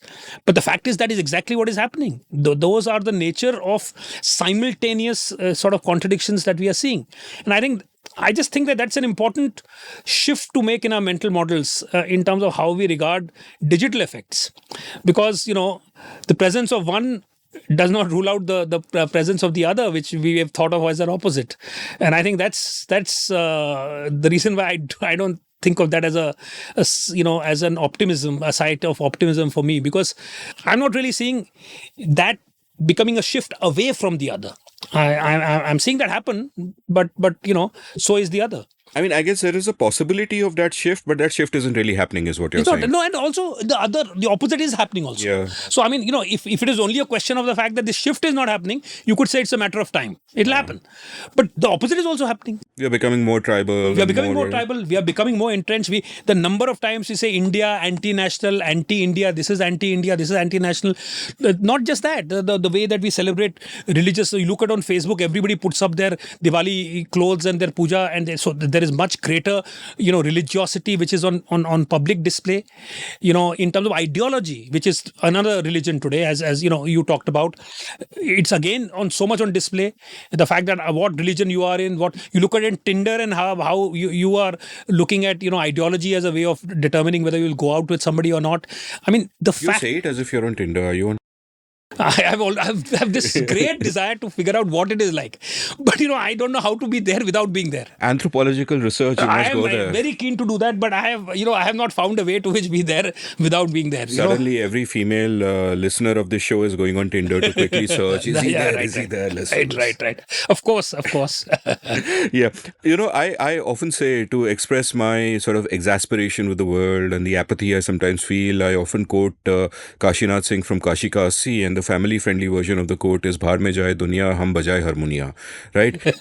And at the same time, much as that is kind of what I feel I want to do, at the same time, we have interesting and exciting new developments, which means ki hum bajaye harmonia is also not really required, because AI will do harmonia for us, right? And I want to sort of talk about that, because I find I'm not an AI alarmist. I think it is absolutely incredible and mind-blowing and will help us be the best versions of ourselves, and will empower us tremendously. And when my writing students, for example, asked me once that, hey, if AI is going to, at some point in the future, write like Shakespeare and do great novels and etc., what is there for us? And my answer, which might be considered feeble by some, including me in certain moments, was that if you crave validation and if you crave outcome, then perhaps not, because AI will churn out great books. But if it is a process of writing that you are in love with, that no one can take away from you. But I wonder if that answer is also inadequate and a rationalization, because I am reminded of Robert Nozick's thought experiment, The Experience Machine, from the book Anarchy, State and Utopia. And the experience machine was something that, and he was arguing against utilitarians with this, about, pleasure being something that is equal to good, and talking about how if you have an experience machine, which basically you plug into it and it gives you every experience in the most authentic way possible, you cannot tell the difference between that and the real thing, of happiness or joy or excitement or lust or satisfaction or whatever you want to feel, then would you want to go out in the real world? And Nozick's answer was, of course you would, because there is something else to it. But I think in these times, that takes on an added sort of resonance, because so much of the things that give us value and give us pleasure can be done by AI, can be replicated, and equally, in that thought experiment, if I can just implant something in my brain and can control my feelings through that, then why do I need to do anything in the world? And that's something I wonder about and want to ask you about, because ingrained in that is a question of something that all of us have grappled with anyway, which is, how do we find meanings in our lives and what gives us purpose? Like, in a best case scenario, AI becomes so incredibly productive that nobody needs to work. You can basically give a UBI to everyone and we all have free time and we are chilling. But the question is, where is the meaning, where is a sense of purpose? And obviously everybody has to grapple with these questions anyway, even in pre-AI times. So what would you say? Yeah, so I just like to sort of again approach it slightly sort of from a different place, and maybe come back to this. Is that if I think about technology, and what technology is, and ask a fundamental question as to what technology is, and if you just very crudely, it's a very crude kind of an approximation of how it has evolved, and therefore, is there a direction that we can discern without it necessarily being sort of deterministic? But is there a so to me, it feels like technology is the overflow in its initial days of the mind to the body, in a sense that the body is inept. Our body is inept, right? It's a very rudimentary machine, but our mind is strapped in this very inept frame, which is the body, right? So in the initial days, what the mind has done is equip the body and to overcome its shortcomings. So tool making to begin with, which is the most basic form, fire, tool making. And then you look at the growth of technology, it is basically looking at all the constraints that we have. You don't have strength, so you have a machine that helps you lift something. You can't move fast, so you have machines that transport you faster. So motive force, this, etc. So there is the idea of technology in some ways is that as technology grew, I think then you come to the phase where, so you have also technology of the mind. Language is the technology of the mind, which is developed and which has vastly multiplied sort of human progress. But largely the early phases, you have the technologies of the body, that have been taking primacy. Increasingly in the post-computer world, it is what we do is outsource. So we outsource a certain amount of physical labor to technology. With the world of the computer, we've started outsourcing mental labor. So by minds connecting with minds, which is what internet is. So it is kind of multiplying minds with minds. So that's what technology is. Artificial intelligence. So when we do have, say, wearables, so what you are doing is you are actually embedding intelligence in our body. Right. So you're literally taking the mind out and putting it in our body. So you're saying the mind, so overflow into the body has a physical form. It is now embedded. That intelligence is now embedded in our bodies. And AI is out of body intelligence. Right. So it is actually now taking the mind out of the body. Right. And it is locating it elsewhere. And so now, in a sense, we made our bodies redundant at first. The fact is that the body, you could argue, barring for sex or barring for, there is a vestigial function in the sense that we have to take our body for a walk, right? When we go for a walk, earlier you walked 8 kilometers to get some, and you even now in India, so many parts to get some, to get anything. You're walking 8 kilometers, you're carrying loads, firewood, in the hills, you will see, women walk kilometers to get firewood because your body was a machine that needed to work. Now the body is a machine that doesn't need to work. So we work out. We don't work. So we have to work out, which we have to sweat artificially. We go on, we do ridiculous things to keep our body from rotting, because otherwise it'll rot if we don't exercise and if we don't move our bodies, right? So we have made our bodies fundamentally redundant. Are we on our way to making our minds fundamentally redundant is the question. Not that we have not found alternative uses for the body, right? So at one level you can say AI makes our minds redundant, and therefore we had the mind and we had the body. Now, unless there is a higher order thing that exists beyond that, where is our next investment in, right? So at one level, you can argue that we've run out of things to outsource. Now we have outsourced everything that we have, right? So at one level, you can argue that, and then where is the meaning in life, right? So therefore, the meaning in life also shifted from the physical, being able to provide, being able to hunt, being able to gather, to mental. The fact that what do you read, what do you enjoy? So meaning in life has also shifted. Now, if that also we take away, where does meaning shift to? is the question. So I don't have an answer to it because nobody knows. But so I'm torn always between the positive, the fact that there is certainly so much good that will come out of AI, and it gives us time, it gives us ability to do sort of higher order things. But I think there is a crisis of meaning that is inherent in a movement like this. There is a crisis of meaning because we derive so much from acts of creation. We derive so much, and while, like you say, the purity of the act of creation will remain, but the fact of the matter is that the self image, or the fact that only we can do this, right? And this is what is our utility in this world, is the fact that we bring this value to the world. I think it's such an important part of our sense of who we are, and a sense of validation that we feel, that in the absence of that, if the fact that there is a machine that is churning out stuff that is better than what I can do, right? So what does it leave me with? I think is a and this whole UBI thing, is it the same thing? If I have time to do, it's actually at a much more mundane level, is the problem people have with retirement, is that you keep fantasizing about retirement, and at a much more granular level, which you has to have school with summer holidays. Exam kar rahe ho, to you are thinking summer holidays, I'll have such a blast, and then summer holidays come, and the second day you are saying, now what do we do? I have nothing to do, right?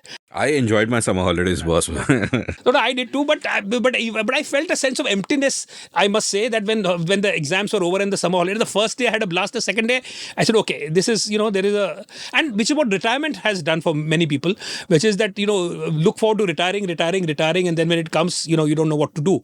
If you retire and you get bored, we'll send people to your house with a gun to make you write a book. Enough of that. No, I see this. At least you're committed. That much must be said. No, so I think it for me, but it's still an open question. Also, I don't think it is possible to have a view on this that is meaningful. Because it's unknown. It's an unknown. So I think it's. Will we find ways of dealing with it? I'm sure it is possible. So far we found ways of dealing with everything, right? But on the other hand, you could argue that we've used up. If I was to look at this mind body kind of thing, then kind of we've used up all the degrees of freedom that we had to outsource things. So I don't know if there is anything else. So, I've taken a lot of your time. I want to end with a bunch of questions that I think go back to the personal. Right. And we were talking about purpose. I want to also ask about that how did you, would you be able to say in concrete terms that you have a sense of purpose? How did you arrive at that sense of purpose? Or to put it another way, I love, there's this great quote by Annie Dillard I think about a lot, where she wrote, how we spend our days is how we spend our lives. So what is your view of that day? What is fuel for you? And I'm sure it must be very different from what it was, say, 20, 30, 40 years ago. But what is it? How has it evolved? How did you get here? No, I think, the fuel in many ways is the fact that, to actually, all said and done, I must say that I find, social media and Twitter and all that to be extremely useful, and for whatever effects it has. I think the fact that at a certain level there are constant triggers that it provides, maybe too many, but there are constant triggers that it provides, that and then because it's like life on shuffle mode. Right, so you don't know what is coming next. So there is a certain agility that it forces you to have, where you are kind of constantly responding to newer inputs. So that is something that I think has been very useful, and I think whereas in the past, I think, but the difference is that in the past, I think the quest was self-driven, right? So it was largely. I've always, had the advantage of having questions in my head, which I think is very important. That to have unresolved and unanswered questions in one's head, it's extremely important. And then you try and find answers to those questions. And it then becomes it becomes a quest, it becomes a cause, that you have some things that you don't know, some things you haven't figured out, some things that perplex you, some things that one day you think a certain way, the other day you think the other way, and you don't know what to make of it. And that kind of an open inquiry was something that it was I think very important. I think with time that continues, but I think there's also external triggers now, because you come across something and that forces you to think something which you hadn't thought of earlier. So I think there is a part of it is there's certain passivity then that comes in, because you expect that to happen all the time, and your original questions in your head do not occupy the space that they once did. But part of it is the fact that it opens you out and gives you new avenues to think about, which you previously may not have thought of, because that was not in your sort of axis of inquiry. So I think to that extent I find a change now, which is both good and bad, more externally led, I think, in some ways, but still there is always something to think about. Are there any big questions you've been thinking about these days?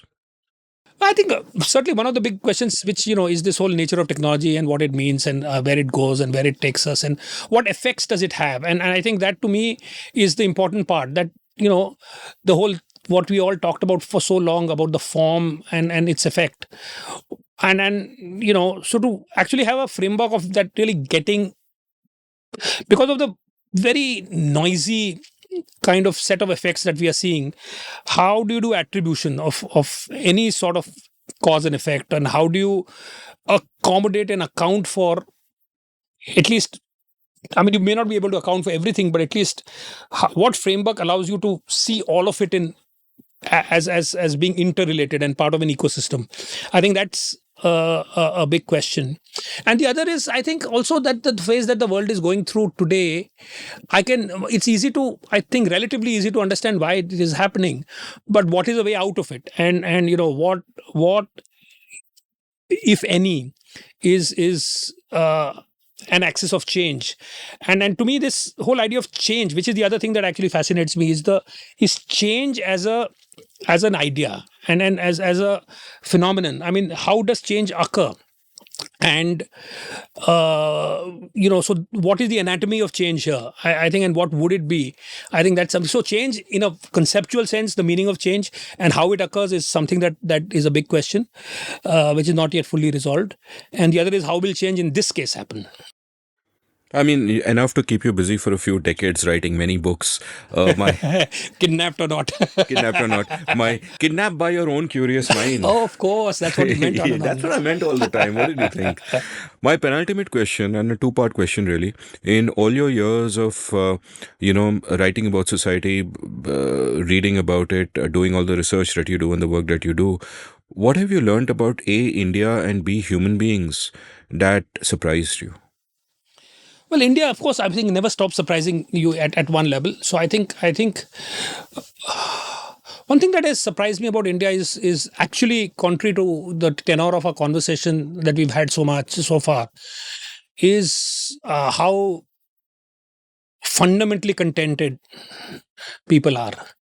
That has surprised me, and I find that, because there's every reason. Very often you find from an external perspective reasons for discontentment, but I find that there is a certain sense of self-knowledge that and so however much there may be difficulty, there is a certain innate sense of who you are, and I think that gives certain amount of stability. I'm not necessarily saying that there is no unhappiness, I mean, far from it, but there is a certain self-assurance which I have always been surprised by, and I have always pushed at it, because it seems to me to defy reason on particularly when you come across people with certain circumstances, and you wonder as to how could this be. There has to be more, but I think there is a fundamental level of stability and contentment, which I don't know if it is changing, but that has surprised me about India. What was the other part of the Human beings, human nature? Yeah, which is how easily we can actually then the opposite of that in some ways, revert to very primitive primal. I mean, how easy it is, and the how easy it is for that to get activated in us, and for how easy it is for us to shed all the progress that has been made, intellectually and otherwise over so many centuries, and how we can go back to absolutely primal selves without a in a blink of an eye. I mean, how easy it is for us to do that. I mean, that to me is source of surprise. Just when I thought we were ending on a note of hope, but I will quote Walt Whitman here saying, "Do I contradict myself? Very well, then I contradict myself. I contain multitudes." My final question for me and my listeners: recommend books, music, films, any kind of art at all that you really love so much that you want to share with everyone. Music, actually, I love. Yeah, I listen to all kinds of music, so I love, and I'm sure people have heard the sort of more I'm listening to Russian folk music, which I enjoy a lot. There's an artist called Mark Burns that I like. Baba Mal in that is, which I think is fabulous. We are recording in a studio, Advaita. I mean, I like that genre of sound in India. So that's the other stuff I like. I have not been reading too much, so I will, actually, I must say that I enjoy art a lot, actually, and I enjoy art without ever having. I hate talking about art, but I actually, enjoy art immensely. And I like, again, starting with the impressionists, to the Indian sort of, the old sort of, the modern greats too. I think a lot of contemporary art, I think there's a lot of action and a lot of interest globally. India, I mean, art is, I think, is something that I would urge. I mean, I really think that if people, I find a lot of hesitation in engaging with art because of the fact that you struggle to grasp it, and I personally find that the best way to look at art is just react emotionally to it. And there is absolutely no reason why you need to explain to anybody why you like somebody. For instance, no interest in what the artist's motivations are or what the artist is trying to say. I have zero interest in that. Purely selfish interest in art, which is just to look at it and be moved by it. So I mean, that's something that I would recommend. And an art, again, everybody has their own, what you like. You like representational art, you like non-representational art, you enjoy abstraction, you don't. I mean, it doesn't matter, but I would say that is such a source of pleasure. Who are your favorites?